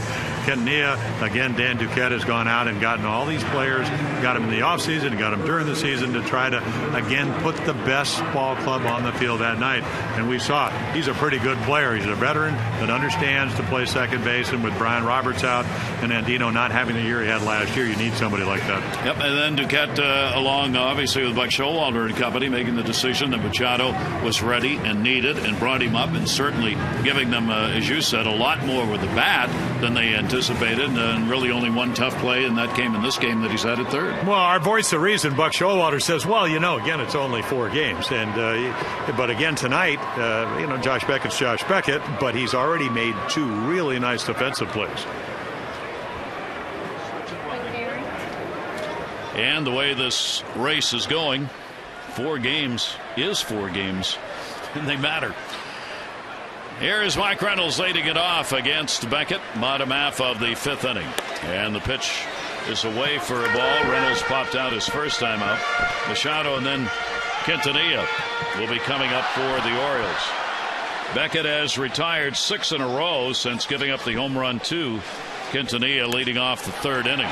In the air to right field. It looks like it's deep enough. Goodbye! Home run!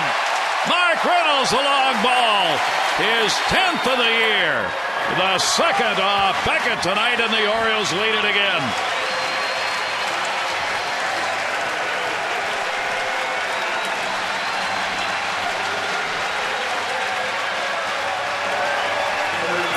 Well, not very often do you see Mark Reynolds go the opposite field.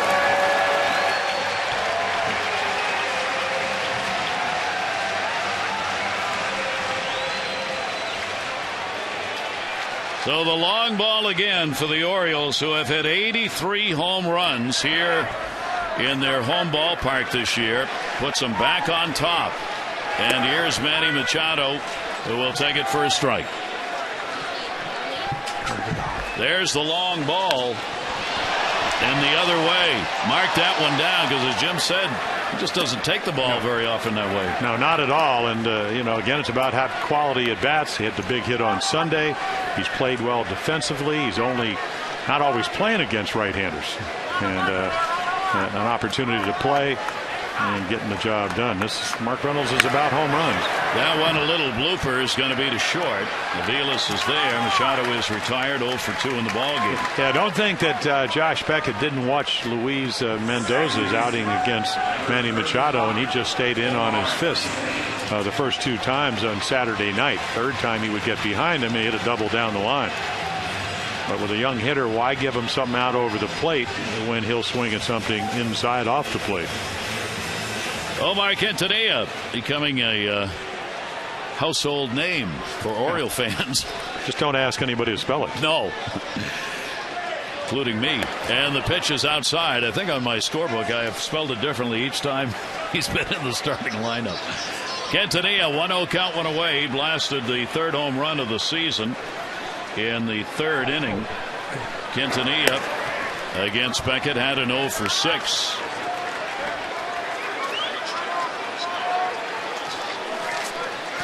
A 2-0 count on Quintanilla.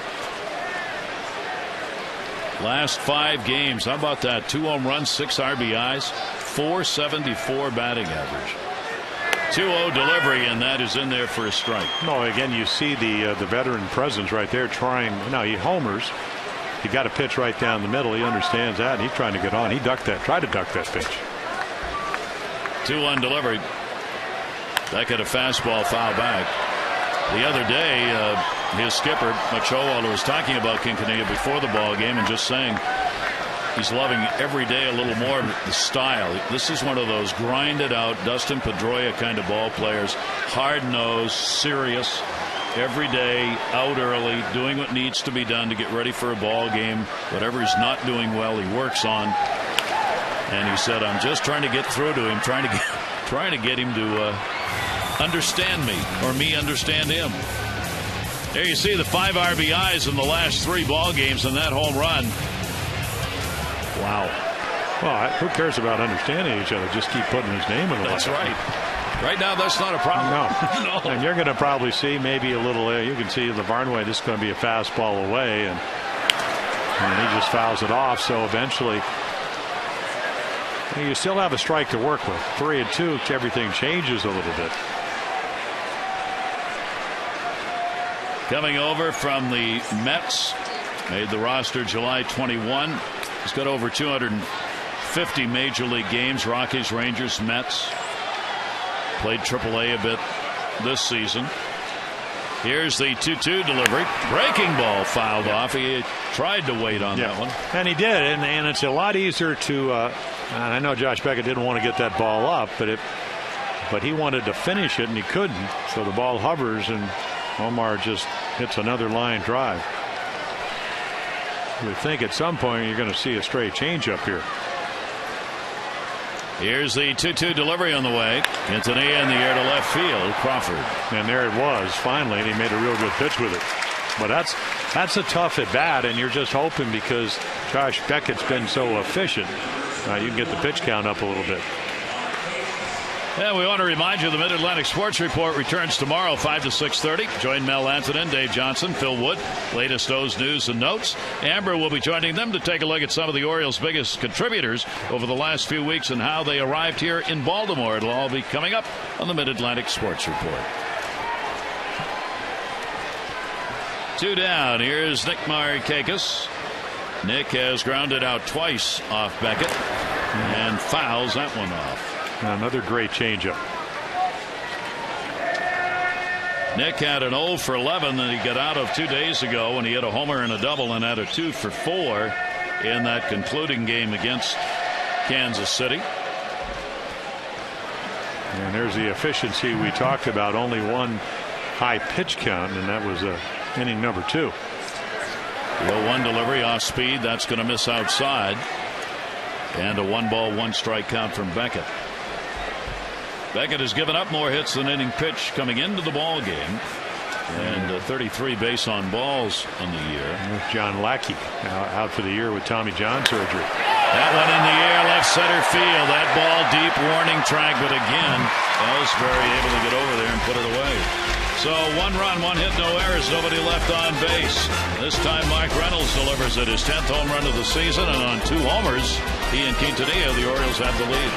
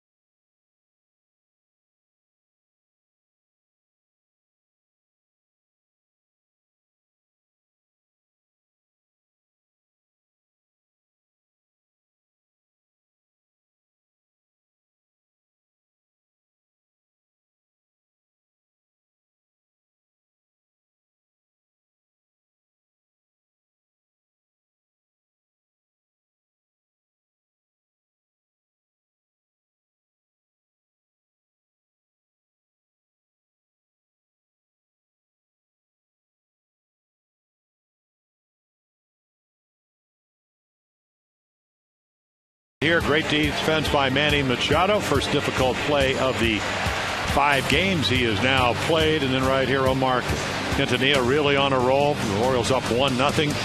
Infield in. Carl Crawford after the Cody Ross double. Singles up the middle to tie it up. And then Mark Reynolds, his 10th home run of the season. One of the rarities. Great power. Usually doesn't hit him to right field, though. The Orioles now, as we go into the 6th inning, ahead 2-1. And Wei and Chen again atoning for the poor start in his last start against the Royals. This ball game very much like the last meeting. Shannon Beckett locked up at Fenway Park. Final score was 2-1 in that ball game. Here's Cody Ross, and Ross will take it outside. Ross a double scored in the 4th inning on the single by Crawford.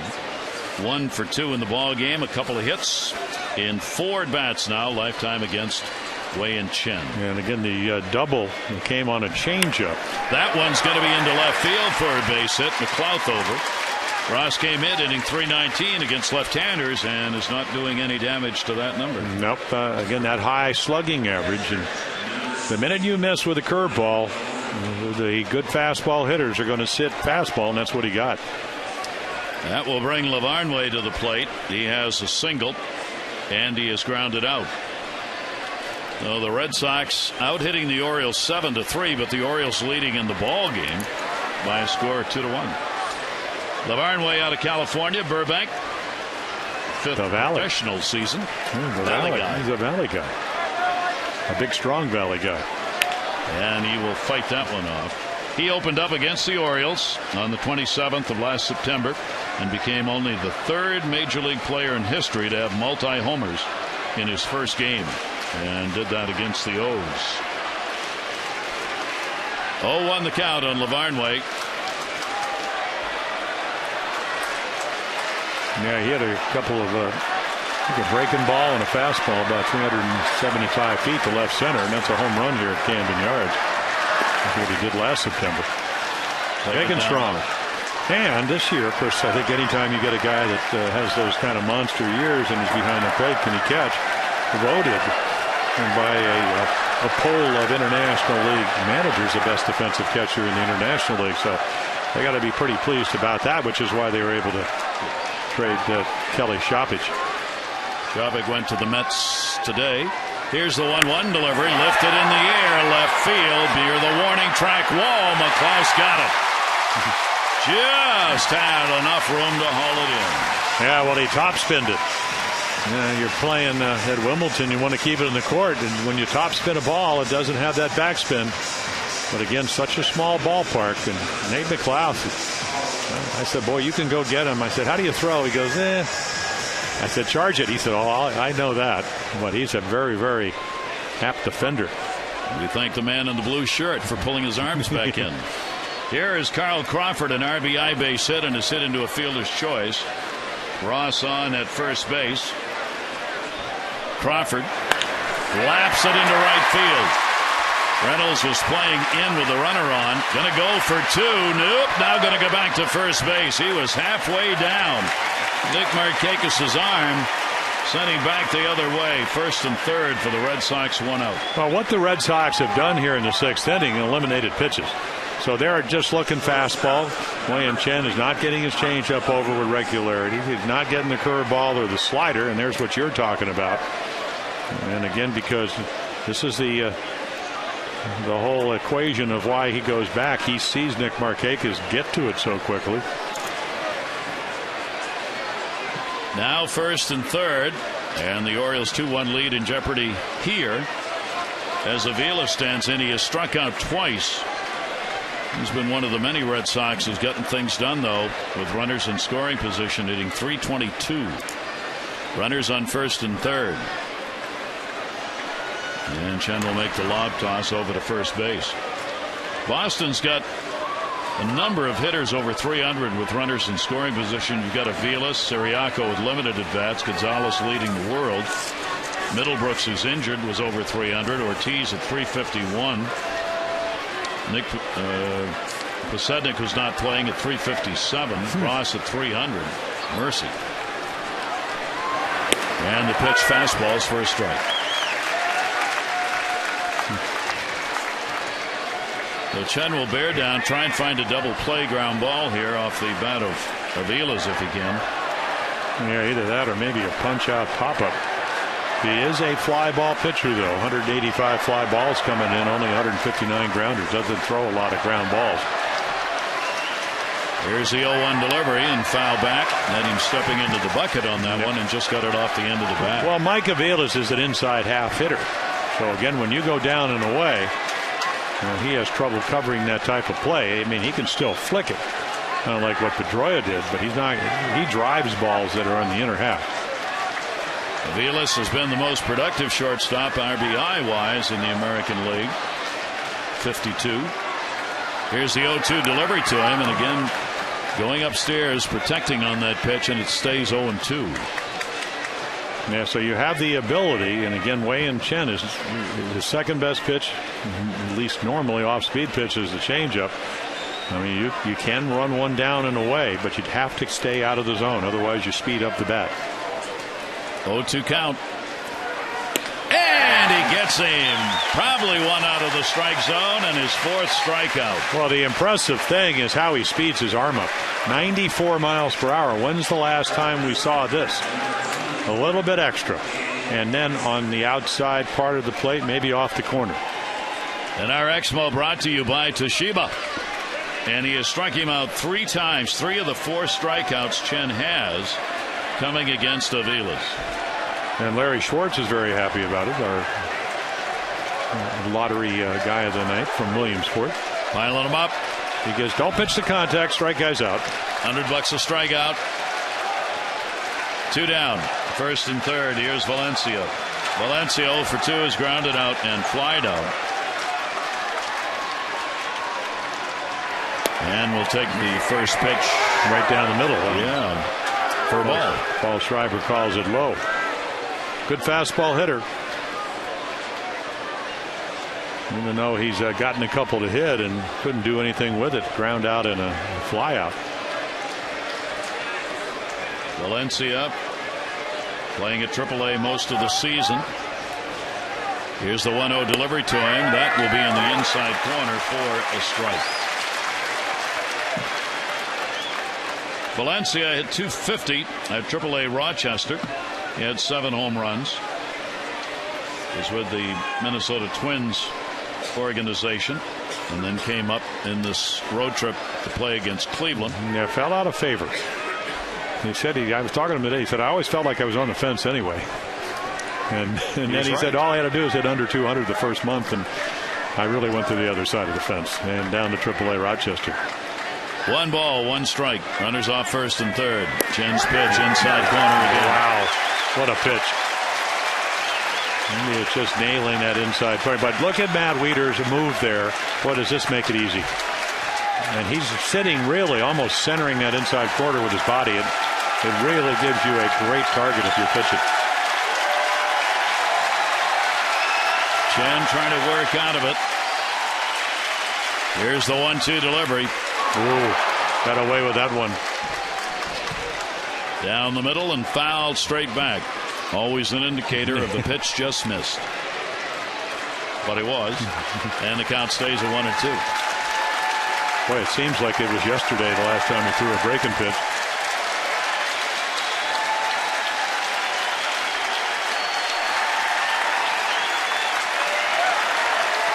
Ross and Crawford get their leads. 1-2 in the air, center field. Adam Jones. That's what Chen has done all night. The Red Sox have had their chances, but they've not been able to move them around against Wei-Yin Chen.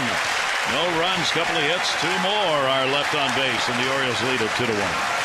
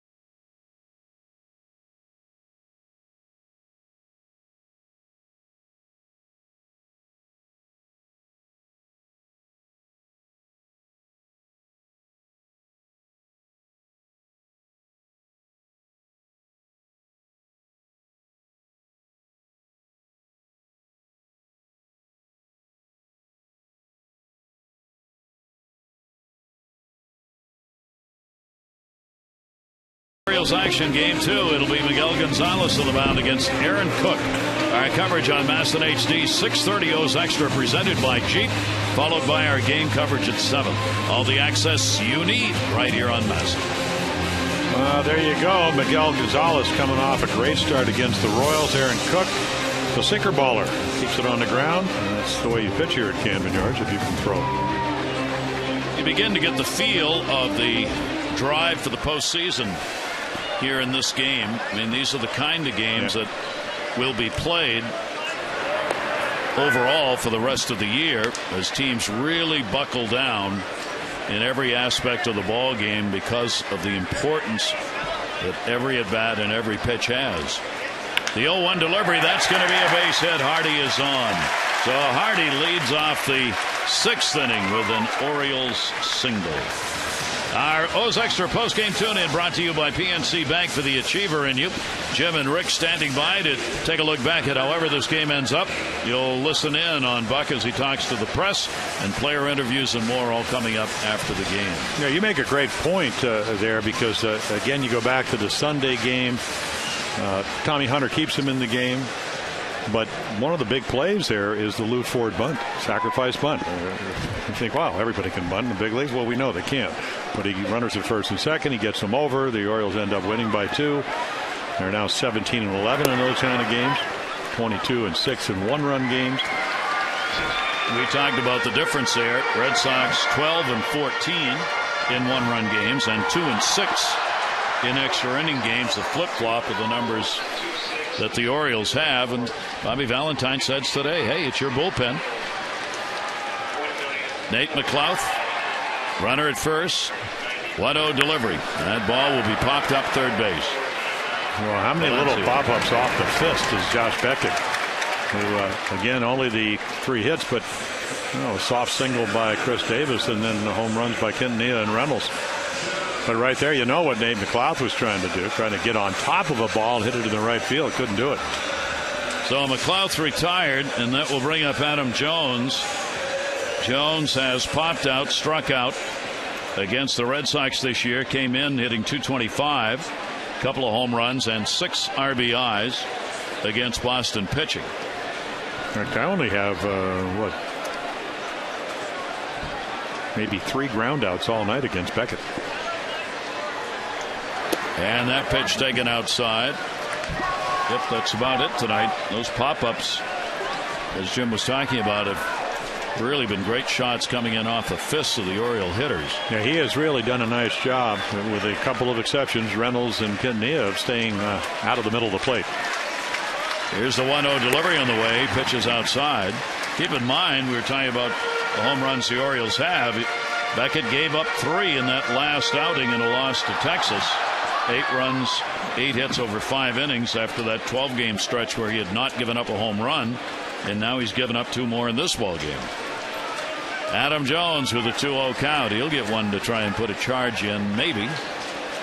Yeah, just put a good swing on it. Just don't hit home runs when you're trying. And very good take. Nice little changeup.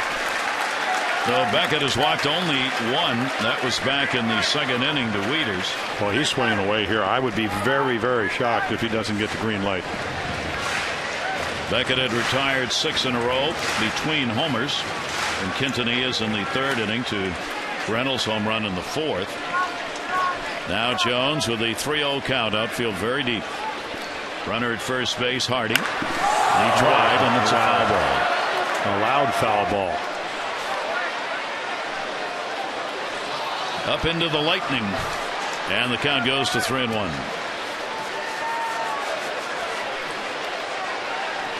Well, hopefully it's just heat lightning. I don't think so, though.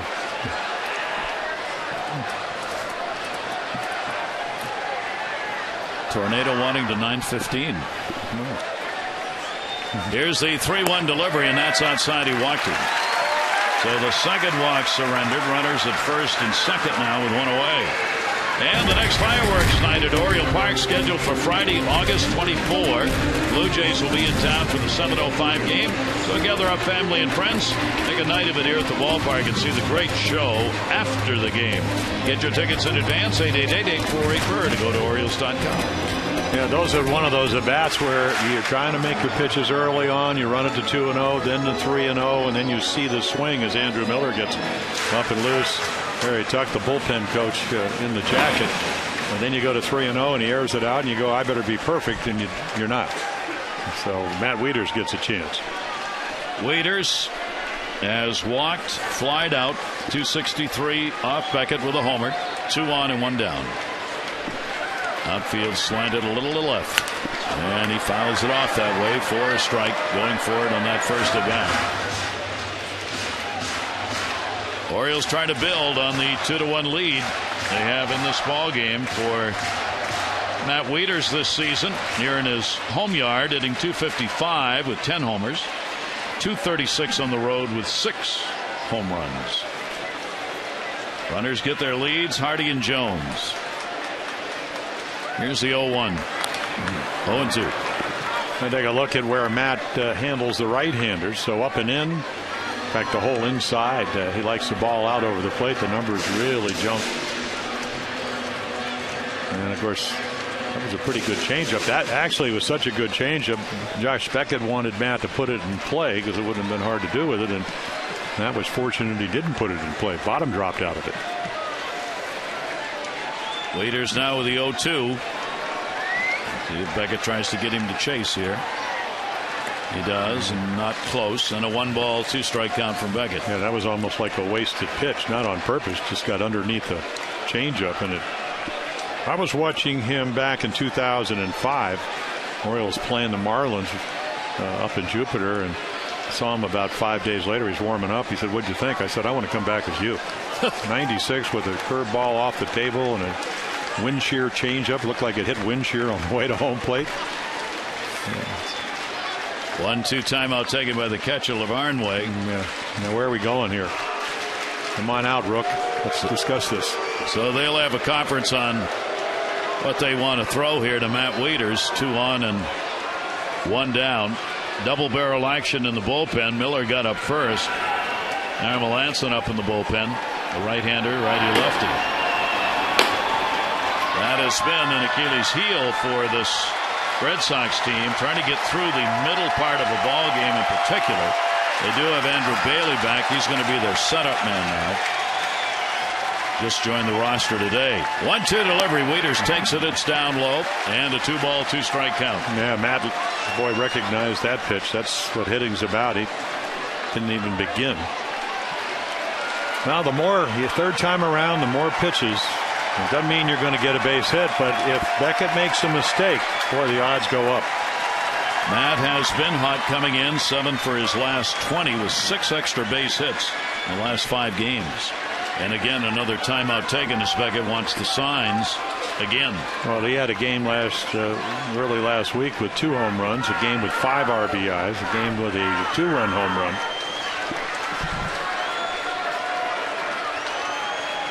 Two-ball, 2-strike count. Runners off first and second. And Wieters on a check swing. It bounces. Did he go? No. Runners will advance. Yeah, they immediately the third base umpire Tim Welke without even being asked. Now they want this call, but again, it's not whether you break your wrist. Tim Welke's looking how far does this bat travel, and you certainly could have called him out on it. I don't know why they're pointing down to first base. I mean, the call on the check swing is for the third base umpire Tim Welke, and Welke was watching both the runner and the at bat. Because as Jim said, he immediately signaled no swing. That's a tough call for the umpires. You got the runners going. It obviously forces the catcher to look and try and hear and see something. Yeah, it was a great breaking ball too, and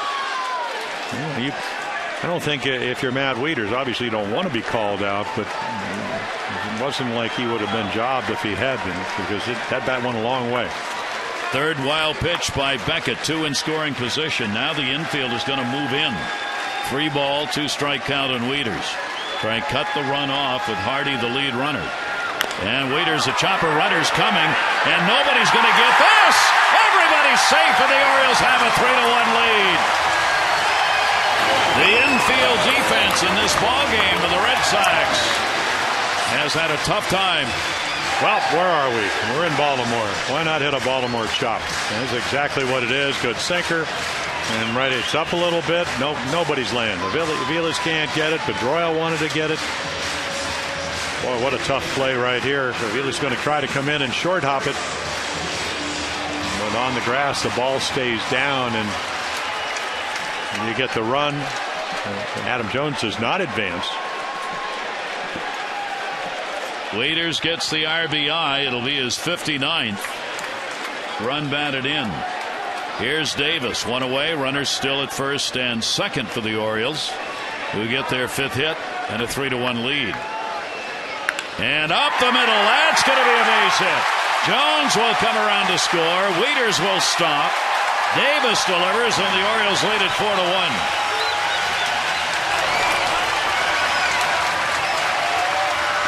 Well, a couple of hits for Chris Davis, and he really did change his stance. Maybe not as open. Get the front foot down, which is exactly what he does. Gets the ball up in the zone. That's where Beckett is not his strength. And there's Adam Jones for the 4th Oriole runs. And boy, here comes Bobby Valentine. That is going to be it for Beckett, as the Orioles, trying to pin another loss on him and beat him for the 2nd time this year, have knocked him out of the box. Here in the 6th inning, 2 runs have scored on 3 hits. Melanson will be coming out of the pen, and the Orioles have a 4-1 lead.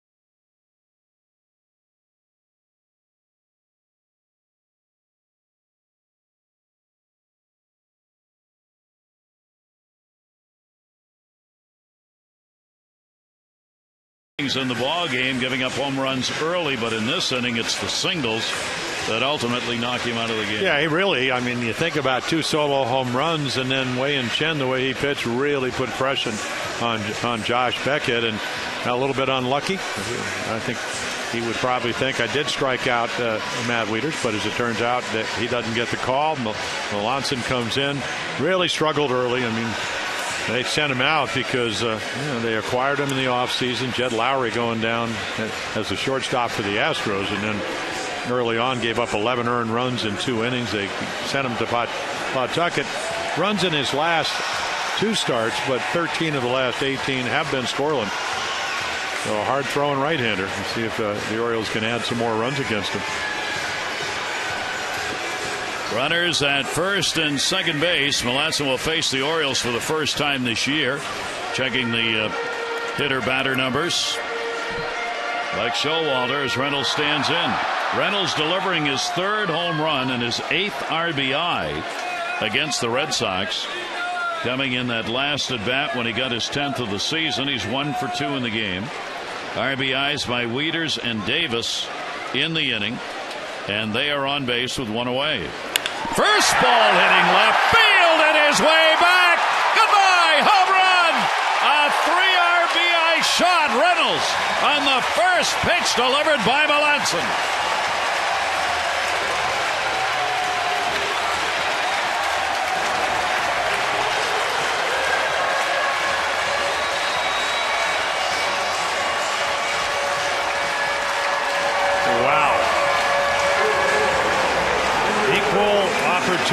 home run guy.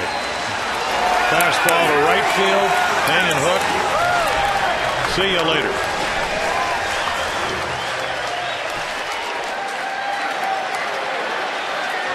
That is his first 2-homer game of the season. A 4 RBI ball game for Mark Reynolds.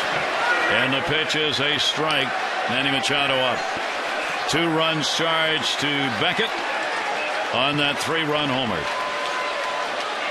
And on Earl Weaver's birthday, 82nd birthday. How apropos. The 3 RBI homer just for you. 0-1 delivery outside. Well, he throws him a hook. What's this? You know, Earl was talking about it on Eddie Murray's statue day on Saturday. He said, I still say more breaking balls are hit out of the ballpark. Well, I don't know about that, but that was a breaking ball, and it was long gone. And the 1-1 delivery on the way. Ground ball to short off the bat of Machado, played by Aviles. He'll record the out. Machado 0 for 3 in the game, and there are 2 down here in the 6th inning. So joining a group of multi-homer ball games this season for the Orioles, Wieters has done it twice. Machado, Jones, Hardy, and now Reynolds have multi-homer ball games. And the Orioles take a 7-1 lead. Last 2-homer game last September 21st at Boston. It was 2011. And the pitch is taken by another homer Oriole, Quintanilla. He got his 3rd of the year, a solo shot leading off the 3rd inning. So the Orioles blasting away here.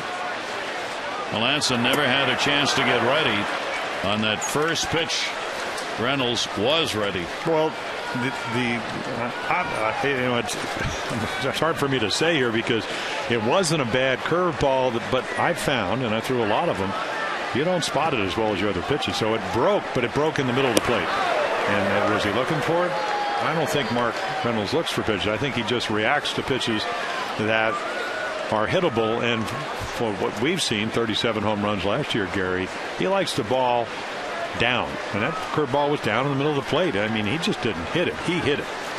The ball was smoked. He had 39 RBIs on the year now to go with the 11 home runs. The Orioles now have put 7 runs on 7 hits up the board and take the 7-1 lead. And again, the Orioles 3 home runs so far in the ball game. Well, the crooked number inning for the Orioles with 5 up here in the 6th. 2-ball, 2-strike count.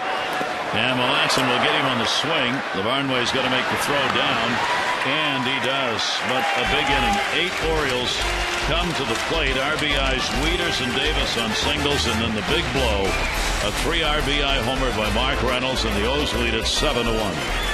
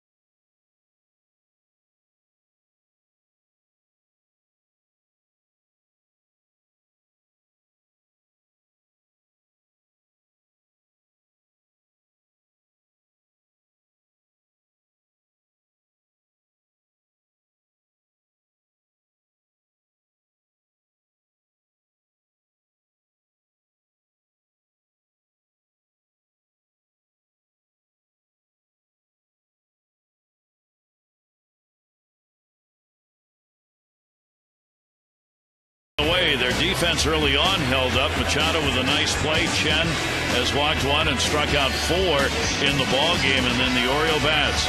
Quintanilla solo shot, picked up by Reynolds, and then the 3 RB homer. Reynolds' second home run of the ball game, and the O's have a 7-1 lead as we go to the 7th inning. Yeah, 2-1 ball game ends up to be 7-1, and if you're weighing Chen, long innings. So to me, Ellsbury, who, as you mentioned, Gary, came in with a 36-game hitting streak. Now it's 37 against the Orioles, over 400 at 416. So there's your pitch count. Still well in hand, but just make some pitches. And again, that long inning, they'll get somebody up. Rick Adair, the Oriole pitching coach, I always felt that you want to run out there and get maybe an extra 1 or 2 pitches. Hope to divert the umpire some way. So it's great to have the long innings and get all the runs, but you got to get yourself right back into the inning early. Darren O'Day in the bullpen. Here's Jacoby Ellsbury, leadoff batter. He has singled 1 for 3 in the ball game. Chen will get it in there for a strike. And the Orioles go to the 7th here, on top, looking to take game 1 of this 3-game set. And Chen has been outstanding again. Fastball, he just bore that one. Ellsbury couldn't believe it. 0-2. Well, again, deception, and must be some late life. 90 doesn't always look 90. Sometimes 90 looks like it's about 85 if it doesn't move and you're not able to throw the ball through the hitter to the catcher with a good windup. And the breaking ball will miss away. Ellsbury in just his 37th game since coming off the DL, putting some speed back at the top, but he comes back and somebody else leaves. Ortiz foul back into the screen. Yeah, they really miss David Ortiz. I mean, what a lineup they have when he's in there. Again, all the home runs, 23 of them. High average hitter, great on base percentage. Only thing he doesn't do is run well, but scores a lot of runs. In the dirt.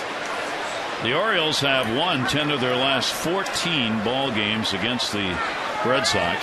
They had that 7-game win streak at Fenway Park going back to last September through June 6th of this year.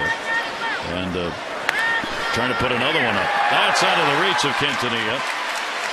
And a leadoff single, 2 for 4 in the ball game for Ellsbury. The Orioles invite you to a very special American Red Cross blood drive. Life-saving event takes place Saturday 8 to 4 at Oriole Park. All donors receive the limited edition Oriole Park 20th anniversary baseball, 2 tickets to an upcoming game, and a chance to meet former Oriole Chris Hoyles. Appointments are required. 1-800-RED-CROSS. And the hand is for Chen, who will leave the ball game. No, he really battles you. I mean, in and out of trouble. Kept the ball in the ballpark. Coming off a game where he gave up the most runs in his brief American League career. What a great rebound.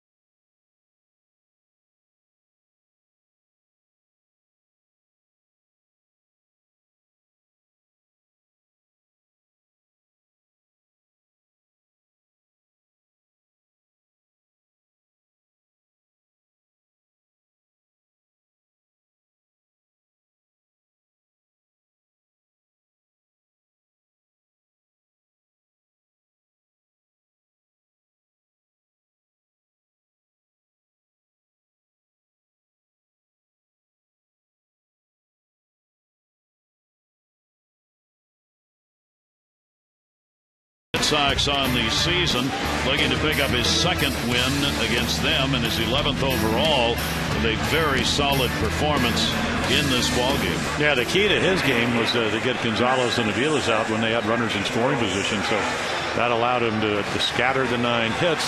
Now it's up to the bullpen. He really pitches well against a team again that is third in the American League in runs scored. Darren O'Day, terrific acquisition, picked him up in the offseason. So he will come in, and you're in a numbers game. Even though it's the 7th inning, you need 9 outs, and you have a 6-run lead with Ellsbury at first. And Darren O'Day will face Siriaco, the number 2 hitter, will take the pitch outside for a ball. Bear in mind, Chen held the Red Sox to 1 for 8 with runners in scoring position, a team ranked 4th in the American League with a .280 batting average in those situations. Yeah, he went to another gear with his fastball, and because he really didn't have much of a changeup or a breaking ball tonight, but still able to get out of there with only 1 run in 6 innings. Red Sox have left 8 on base, 4 of those in scoring position in the ball game. The Orioles, 7 runs, 7 hits, have left only 2 on base, and both of those came back in the 2nd inning. 1 ball, 1 strike. So Siriaco again, 356 against right-handed pitching, even better than lefties. Runner off first base, 1-1 delivery to him, and fooled him. But again, Darren O'Day, because of his delivery and his abilities as a veteran right-hander, the hip problems last year, so, and that's coming off too, but the finest years you can have for the Rangers down in Texas. ERA is right around 2 runs a game with 60+ appearances both of those years. 1 ball, 2 strike count. Pedro Siriaco waiting on it, and another one waved at, and O'Day starts with a strikeout. Yeah, hi if you're waving at me. That's what we used to yell on the bench, because that's what he does. And you just don't see a guy that throws from this release point very often. And you could see, I mean, well out in front, couldn't quite cover that outside corner. So O'Day gets the first out, runner still on. Chen waiting to see how this inning will finish up before he leaves. Pedroia, a triple, a walk, and he is grounded out. He's got a 9-game hit streak, and he takes that one into the corner again. Markakis getting over, will have to play it off the wall. Ellsbury with his speed going to third is being held up, and it'll be a double for Pedroia, a 2-for-3 ball game. Well, he lets the ball travel about as well as anybody else. So watch this, a perfect example. I mean, it's on the outside part of the plate, and again, outside middle, and just goes with it. So a triple and a double down the right field line. 2 in scoring position, still only 1 away, and Gonzalez gets another chance as Ellsbury moves over to third. Gonzalez has had 3 opportunities with runners in scoring position tonight. He's gone 0 for 3, and as we've pointed out, he is the number 1 hitter in the American League in these situations. O'Day's delivery to him outside for a ball. Against O'Day, Gonzalez 1 for 2 with a home run. Romero, you see his first action for the Orioles tonight as he's warming up. Gonzalez, 1 away. O'Day with that high set pitch again is going to miss outside. Count goes to 2-0. Well, they're looking for base runners, and if Adrian Gonzalez can drive a couple of guys in, if he can't, and then all of a sudden you get another runner on base if he happens to reach base, and then you're 1 swing away from putting 4 runs on the board. I mean, this game is a long way from over. Here's the 2-0 delivery on the way. 3 of them that have been outside. And that'll take the count to 3-0. And the reason I say that is that if the Orioles can put up 5 in an inning, the 3rd best offensive team in the American League certainly has that number in sight. Chen, the starter, responsible for the lead runner Ellsbury. 3-0 delivery on the way, taken, and 4 straight outside. And that's exactly what the Red Sox want. So that will load the bases with 1 away here in the 7th inning for Cody Ross. Ross will get the opportunity. He's had a big August, hitting .348 in the month of August with 2 home runs, and he's added to that tonight with a double, single, 2 for 3, and a run scored. So there they are. Single by Ellsbury to lead it off, double by Pedroia, and the walk to Gonzalez. Now it's between O'Day and Cody Ross. Yeah, not much history. And a strike. Only 3 at bats. 1 hit. So a key moment here with the Orioles' big lead, 7-1 at stake. Well, you play in this division, usually you get, when everybody's healthy, maybe 3 of the top 5 offensive teams in the American League. Ross on a swing and fouls it back to go 0-2. And then when you think about it, the ballparks that the American League East play in, well, only one of them is the pitcher's park, and that's down in Tampa. Cody Ross has gone 3 for 7 with the bases loaded. He's had 2 bases loaded doubles. Red Sox have put up 3 grand slams on the season, including one by former Red Sox Kevin Youkilis. 0-2 the count. O'Day delivers. Ross takes it up high, and a 1-ball 2-strike count. Keep in mind for the Orioles, their bullpen has been so outstanding. When they've had that lead after 7, they are 47-0, and they're trying to put themselves in that situation again here tonight. Yeah, 10 scoreless appearances for Darren O'Day. Oh, he blew that one by him upstairs and gets the strikeout. 2 Ks. Well, obviously felt more comfortable pitching to Ross than Gonzalez. I don't blame him.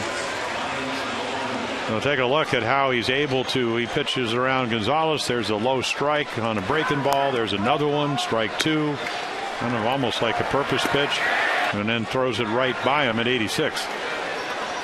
Day gets a strikeout and leaves the bases loaded for Lavarnway, who was singled 1 for 3 in the ball game for the young catcher. Red Sox now 1 for 9 with runners in scoring position. And the pitch outside for a ball. This guy is huge. Lavarnway. We talked about how Salvador Perez, that young 22-year-old catcher, 6'4", he looks a lot bigger than that. He's top heavy. And a strike taken. And a 1-ball 1-strike count. The Orioles bullpen continues to rank second in the American League in ERA.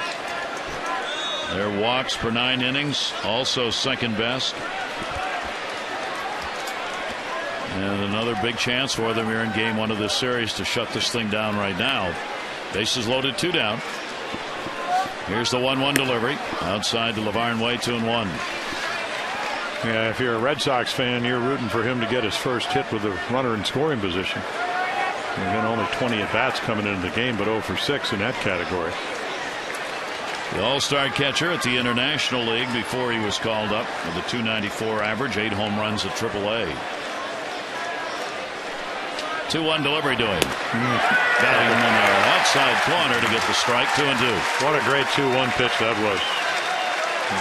Ryan Lavarnway is looking for something inside middle to mash, and Darren O'Day just right on the corner. Leaders framed it. Yeah, couldn't run it up there any better and place it in his glove. 26,204 on hand tonight. 26,204. Oriole fans on their feet. Bases loaded, 2 down, 2-2 delivery, and foul back.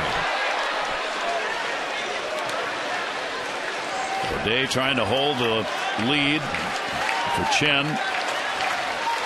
Oh, it's a big inning. Yeah, it's tougher than pitching to watch. Well, it is. Of course, he got him to this point, and now it's about the bullpen. And if Darren O'Day is able to get out of this inning, and then you've seen Stroh pitch the 8th, and then Jim Johnson, the Oriole closer, to pitch the 9th. 2 balls, 2 strikes if needed. O'Day again delivers, and will take it full. Well, that's a nice little take for a young hitter. So Lavarnway and O'Day have battled to the edge Bases loaded, 2 down, and a 3-ball, 2-strike count. And that take will probably get him a better pitch to hit. Because the last thing that Darren O'Day wants to do is walk in a run.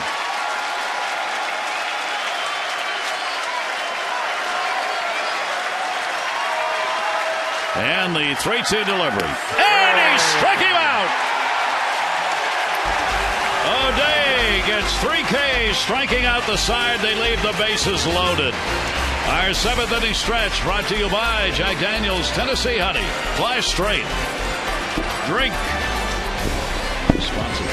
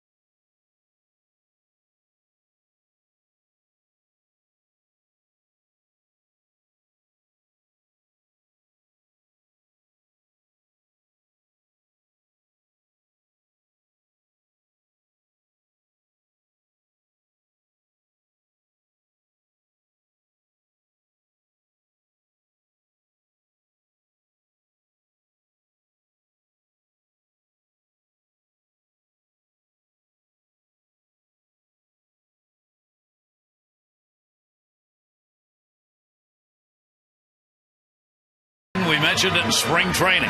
The Orioles worried about double plays and strikeouts. What would overcome that would be home runs for the guys who do strike out and hit into double plays, and so far it's worked. Yeah, and they don't walk a whole lot and don't have a lot of speed. But if you get good starting pitching, which they got again, I mean, we always knew it was about pitching. Figured this ball club last year had a lot of home runs. Again, the running scoring position number better in 2011 than this year. But again, you get good starting pitching. You put a lot of pressure on Josh Beckett, who really didn't pitch that poorly, but they got to him in the 6th inning. And at the end of the day, you talked about how these were like playoff games. Is your starting pitcher better than theirs? And tonight, Chen was a little bit better than Beckett, and then, boy, you hit the big home runs. Boy, what a tremendous surprise Chen has been. He continues to write a great story for the Orioles and in baseball, because there are still a lot of people around the game who, when his name is mentioned, are saying who. But tonight, he showed who, and he got the help from Quintanilla on the left with a home run, and Reynolds 4 RBIs, 2 home runs on the right. And we go to the bottom half of the 7th inning with the Orioles leading it 7-1. Nick Markakis down the line and fouled. Yeah, most people think that the Orioles, Chen's first name is Bruce, and it's not. He pitches for Kansas City. Pitched against the Orioles on Sunday. Well, again, you have to really give Dan Duquette's point men as far as going out. I think it might be John Stockstill or whatever that went over to and scouted the Japanese league to think that his stuff in his makeup, because it's about makeup too. It's not just about stuff, to come to a whole different culture that would play in the American League, Major League Baseball. Here's the 1-ball, 2-strike delivery to Markakis. A chopper to second. Pedroia. And Markakis retired. He's got an 0 for 4 in the ball game, 1 away. Follow the Orioles with MLB.com at Bat12 app for your iPhone, iPad, Android, BlackBerry, Windows Mobile. Live audio pitch tracking, video highlights, and more. Text at BAT 31826. 1 away. J.J. Hardy coming up. Hardy a single and a run scored. 1 for 3. Yeah, he got that 5-run inning started off. Sharp single into left field.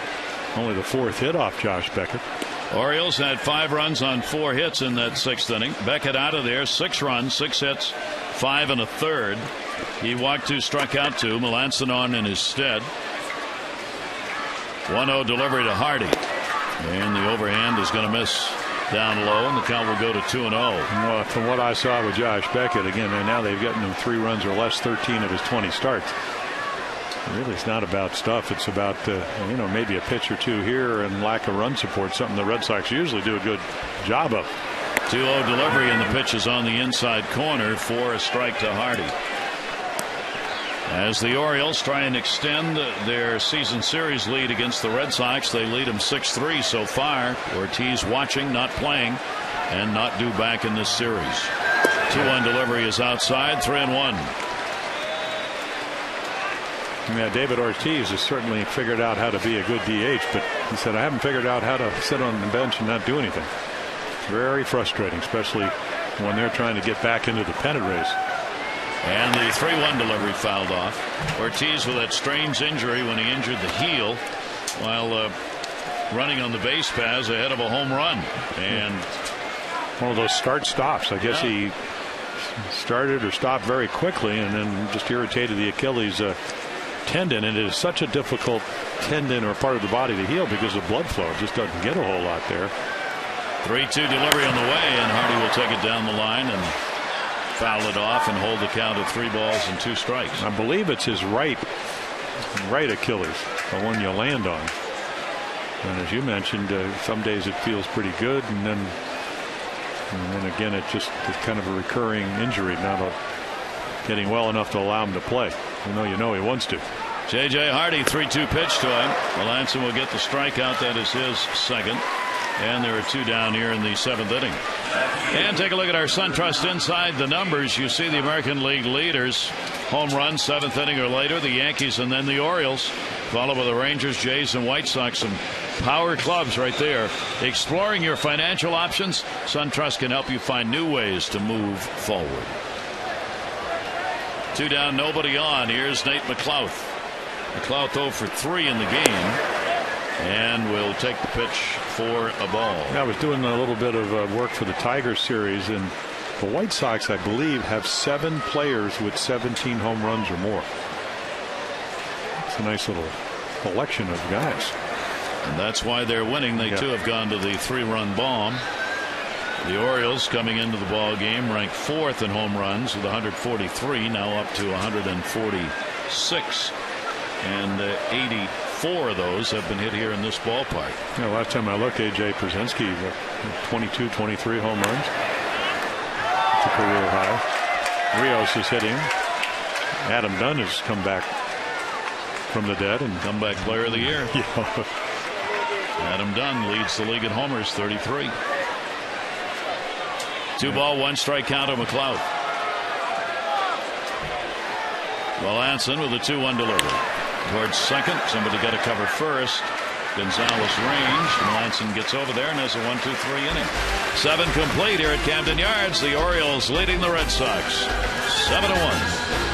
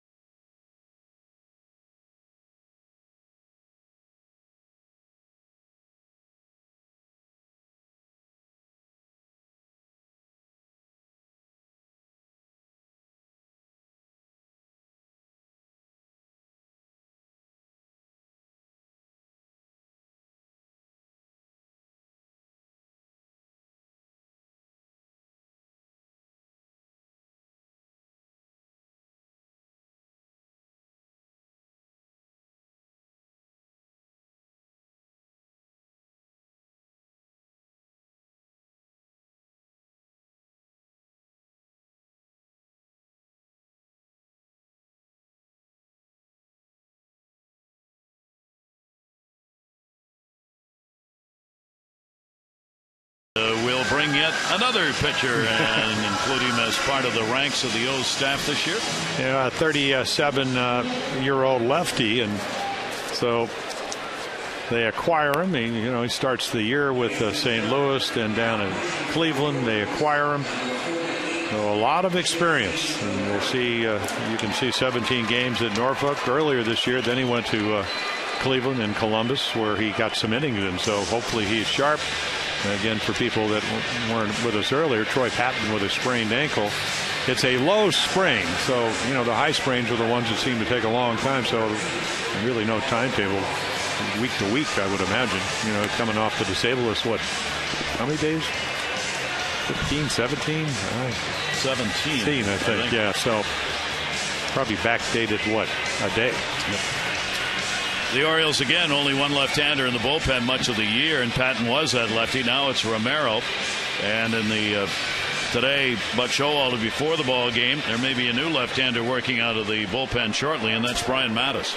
They are in the process of moving Mattis into the pen. Well, he is really struggling, and maybe not as coachable as they would like. Heard a lot of things, but the stuff not that great.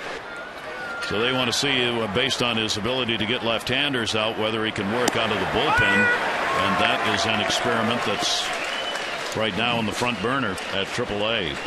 Romero starts it out with a strike to Carl Crawford. Crawford 2 singles and an RBI, 2 for 3 in the ball game.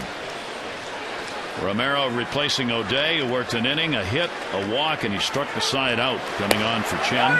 Chen's final line will be 1 run on 9 hits over 6+ innings, a walk, and 4 strikeouts. Now for J.C. Romero, over 360 appearance since 2000, and that's the most of any left-handed reliever in baseball. And certainly not lacking of experience, and there's the slider. So 89-90. And then for the Orioles, Chris Patton, the great thing about Troy was he could get righties and lefties out. But you still would love to have a guy that and you can count on to get the tough left-handers out. Crawford with a 1-ball, 2-strike count. Buck Showalter said it was the injury to Patton which really rushed the decision on Romero. Jones coming, and he's got it. Not that they didn't want him, but with the injury, they had to go get him. With 7 strikeouts so far, Larry, you have won a total of $1,200 from the Maryland Lottery. For your chance to be the Maryland Lottery contestant of the game, play Strike It Rich scratch-offs and enter your non-winning ticket codes at mdlottery.com/strikeitRich. 1 away, and that'll bring up Aviles. Aviles has 3 strikeouts and would just as soon avoid the golden sombrero. 1 away, hitting at .255 on the year. Romero's delivery to him in the air towards center. Jones again. 2 outs.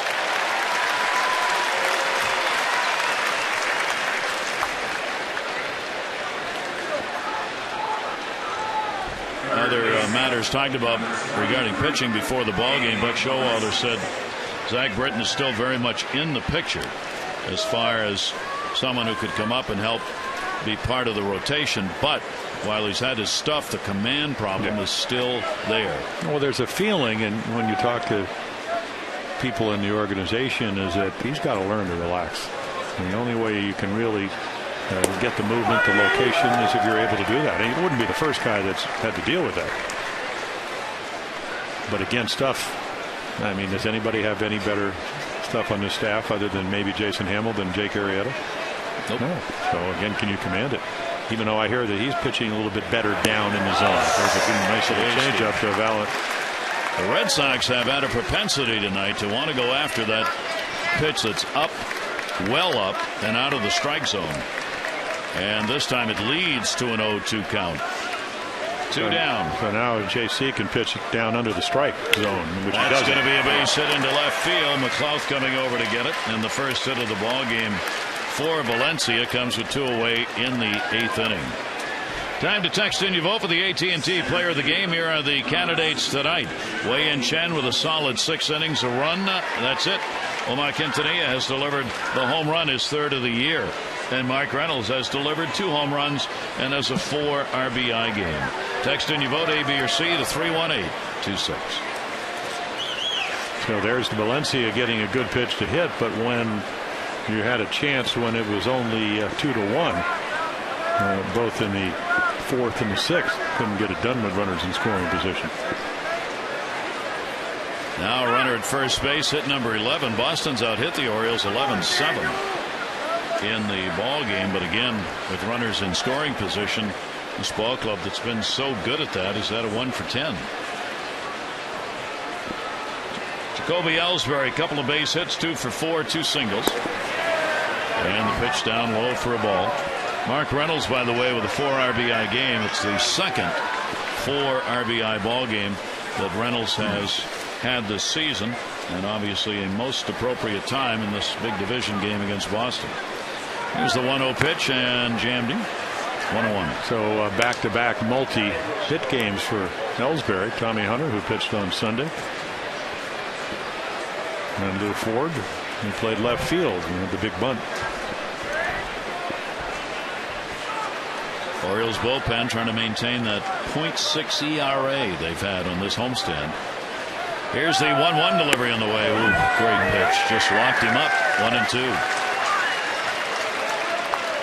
Yeah, this time maybe up a little bit. This is similar to what Valencia hit. And Ellsbury with a 1-ball 2-strike count. Ellsbury 236 off lefties coming in. Breaking ball up high this time, 2-2. And Ellsbury last year hit 284 off the left-handers. Down a bit, but that's because, at least in part, he hasn't played many games. Yes. Second in the MVP voting. That's how good he was last year, behind Justin Verlander, just ahead of Curtis Granderson. 2-2 waited on it, fouls it off. Red Sox have been a better team on the road than they have been at home. 28-24 away, 29-34 at home. The Orioles have struggled at home until this homestand. Now they're starting to really take advantage of Camden Yards by using the long ball to their advantage in this homestand. 2-2 delivery, a chopper to first. Reynolds, a little short hop. Ellsbury retired, no runs, 1 hit, no errors, 1 left. Bottom of the 8th inning from Camden Yards. The Orioles 7, the Red Sox 1.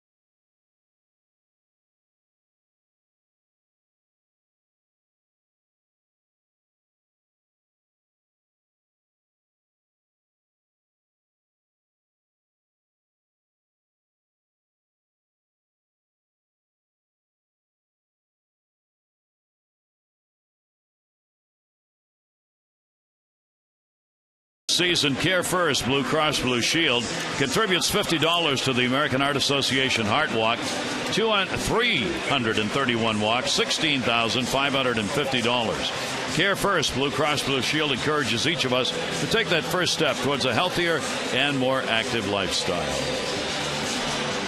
Scott Posednik has come on to play in center field for Ellsbury, who recorded the last out. We didn't see anything wrong with Ellsbury, but we'll check. Well, Melanson stays on, and now 9 of his last 20 appearances have been multi-inning appearances. And again, for him, it's really one pitch. First pitch curveball to Mark Reynolds. Ellsbury's on the bench, so apparently just out to rest. And standing right next to his right, John Lester, who won yesterday. Adam Jones will lead it off for the Orioles. Jones drew a walk, scored in the 6th, maybe his last chance to extend his hit streak. which at the moment is at 7 games. Melanson's pitch to him is swung on and missed. Yeah, there's the Reynolds curveball. The curveball to Mark just stayed up a little bit, and he was able to smoke it to left field. There's Adams' walk off of Beckett certainly helped set up that inning. The Orioles, with the 3 home runs in the ball game, now have 15 home runs during the homestand August 6th. That's more home runs than any other ball club over that limited time frame. Here's the 1-1 delivery. Jones will take it, just misses outside, and a 2-ball 1-strike count. The other part of the homestand obviously has been the Orioles have put everything together in this. The team ERA is 3.44, and the starters have had a 3-2 record so far. And the bullpen, of course, as we said, almost unhittable with a .68 ERA. Yeah, Mark Melancon, again, 20 saves last year for Houston. So they go get him. Jed Lowry, a lot of injuries. He's the starting shortstop, the highest paid player on the Astros at $1.5 million. I'll tell you about how they've cut their salaries. That's amazing, isn't it? 3-ball 2-strike count. Red Sox bullpen. There's Bailey, who just rejoined the roster today. Was supposed to be their closer this year. Injury has kept him out. He'll be the setup man, at least for the moment, returning to the Red Sox roster. Man, just try to get him another inning. That's what they're getting him an inning back-to-back days on one occasion. 3-2 swung out and miss. 3 strikeouts for Melancon in the ball game. This copyrighted telecast presented by authority of the Orioles may not be reproduced or retransmitted in any form, and the accounts and descriptions of this game may not be disseminated without the express written consent of the Orioles. Matt Wieters coming up. Wieters' single is flied out and drawn a walk in the ball game. 247 now with the 59 RBIs.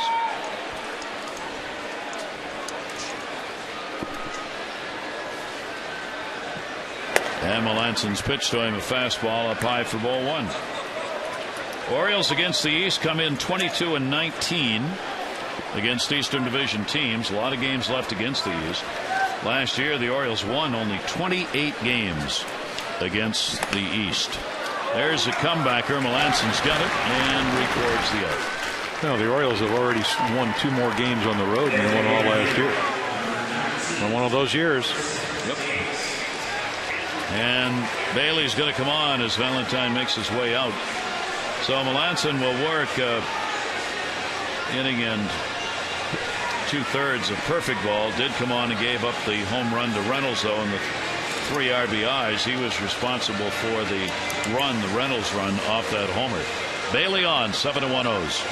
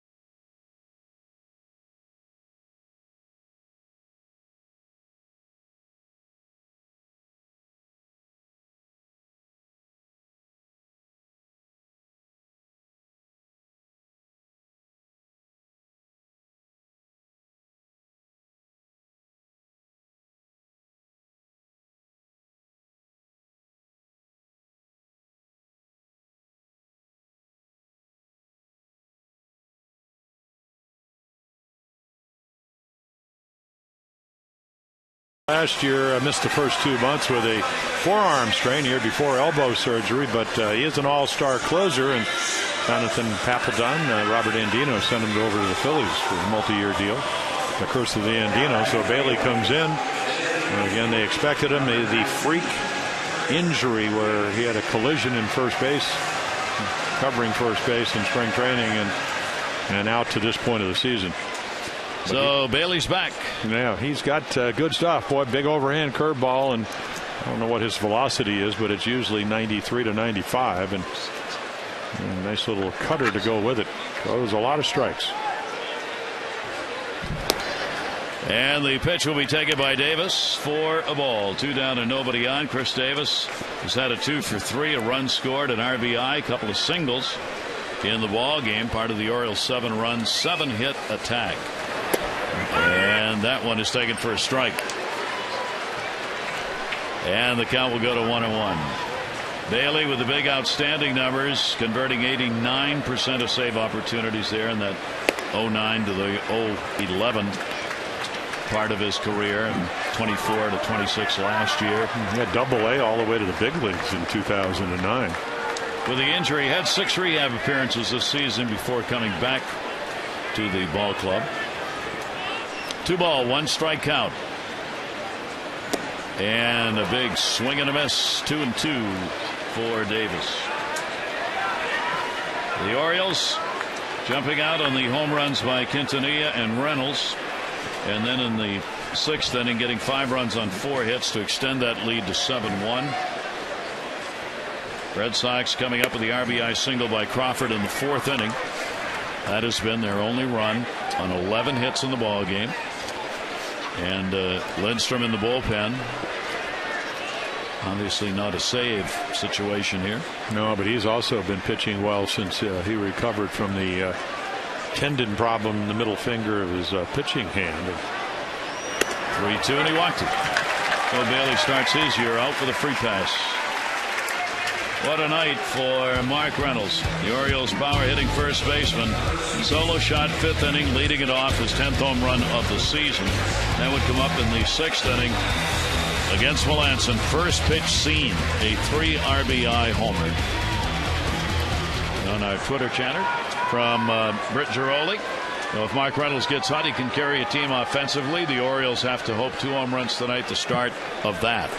Because his home runs are down. Ball gets away, bounces off of Arnway. Davis will stay at first base, however. Yeah, down dramatically. But as Buck Showalter said, Britt, I echo your sentiments. He said, I believe in him. And he keeps putting his name in the lineup. But he's really helped him defensively. He's pretty adept over at first base. He's made some marvelous plays. Entirely different player, as we saw at the end of last year. Whoa, that can break your back. Well, he made a great play on Sunday when the ball hit right down the line and would have been a 2-run single or double. And I was talking to him today, and he said, no, I actually looked in and I saw Taylor Teagarden move in, and I just moved closer to the line and kept 2 runs off the board, and that was the difference in the ball game. That's being in the game. Yeah, it really is. He said, I used to do it at third base when you can kind of see where the catcher is going. So Tommy Hunter said, boy, that saved me, didn't it? So that was 2 more runs. It would have been a 5-3, or actually would have been at that particular time maybe a 5-2 lead by Kansas City. 2 ball, 1 strike count, runner at first base, and a swing and a miss. Reynolds led the ball club last season when he picked up 37 home runs and had 86 RBIs. He's got 11 home runs right now for the Orioles and 39 RBIs. And boy, this game right now is battling Mother Nature. All around us, thunder and lightning, and it's very close. Come on, boys. Swing away. Let's go. Well, no Bailey, reason to hang around here with a rain delay. Yeah, Andrew Bailey, you got a guy that strikes out a lot and swings a lot, and then you got a guy that doesn't take a whole lot of time. Fans are moving quickly away down to third and foul. 2 ball, 2 strike count. No, lightning everywhere. Yeah, it's a big time storm that's moving in here.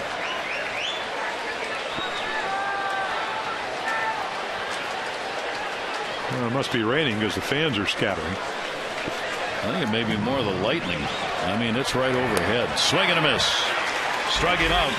So no runs, no hits, no errors. One left on base. The Orioles 3 outs away from their 63rd win that would put them 10 over.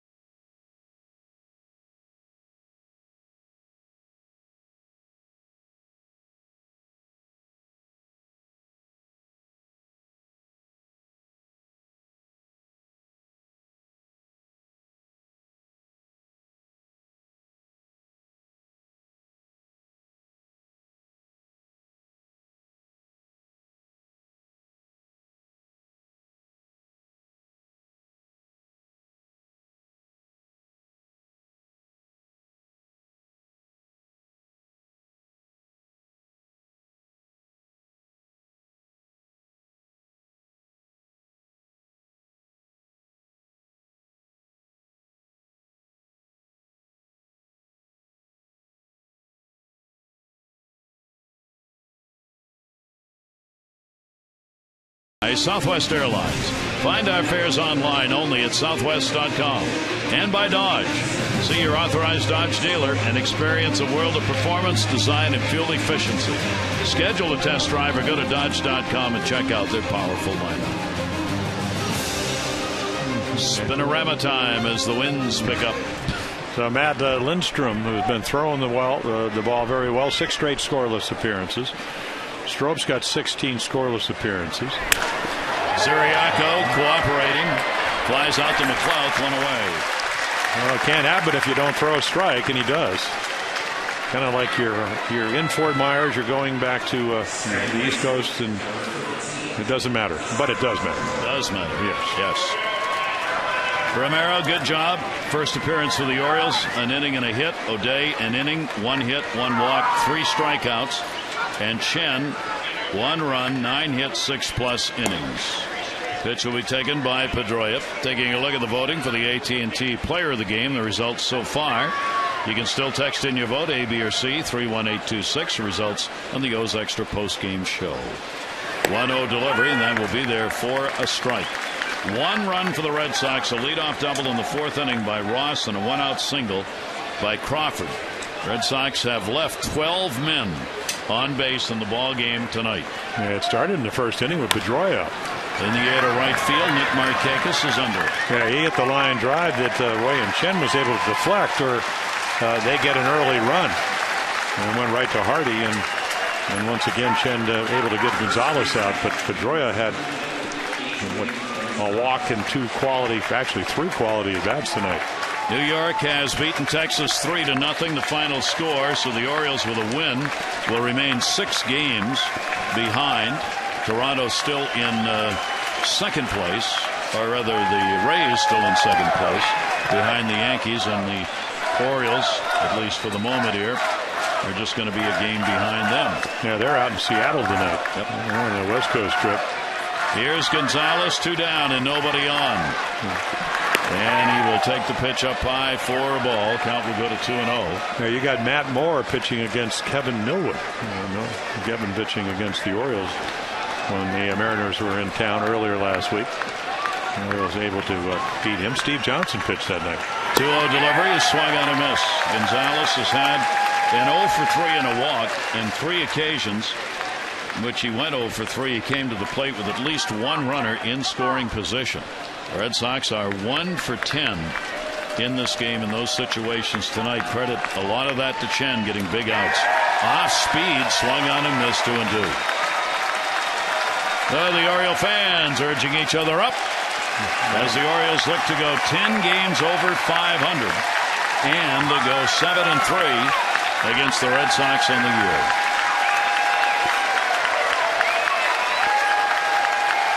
A lot of the Sox fans who always come down to Baltimore have left. A lot of them never came. Well, that too. At 26,000, I was amazed at that number. Here's the 2-2 delivery on the way, and that'll miss inside, and the count goes to 3-2. Oriole fans, it's going to be fun. I mean, it is, and the talk is already building up around the city. People want to talk about the Orioles. What's going to happen? What do they need? Can they do it? Who's going to start? And they're in it. 3-2 delivery, a ground ball towards short. Hardy over to get it. He's up, and this one is over. And the Orioles come away with an impressive 7-1 win against the Boston Red Sox. Reynolds with a big 4 RBI game, 2 homers. Chen the victory, 11-7. Beckett takes the loss. He is 5-10. 7-1. Orioles win.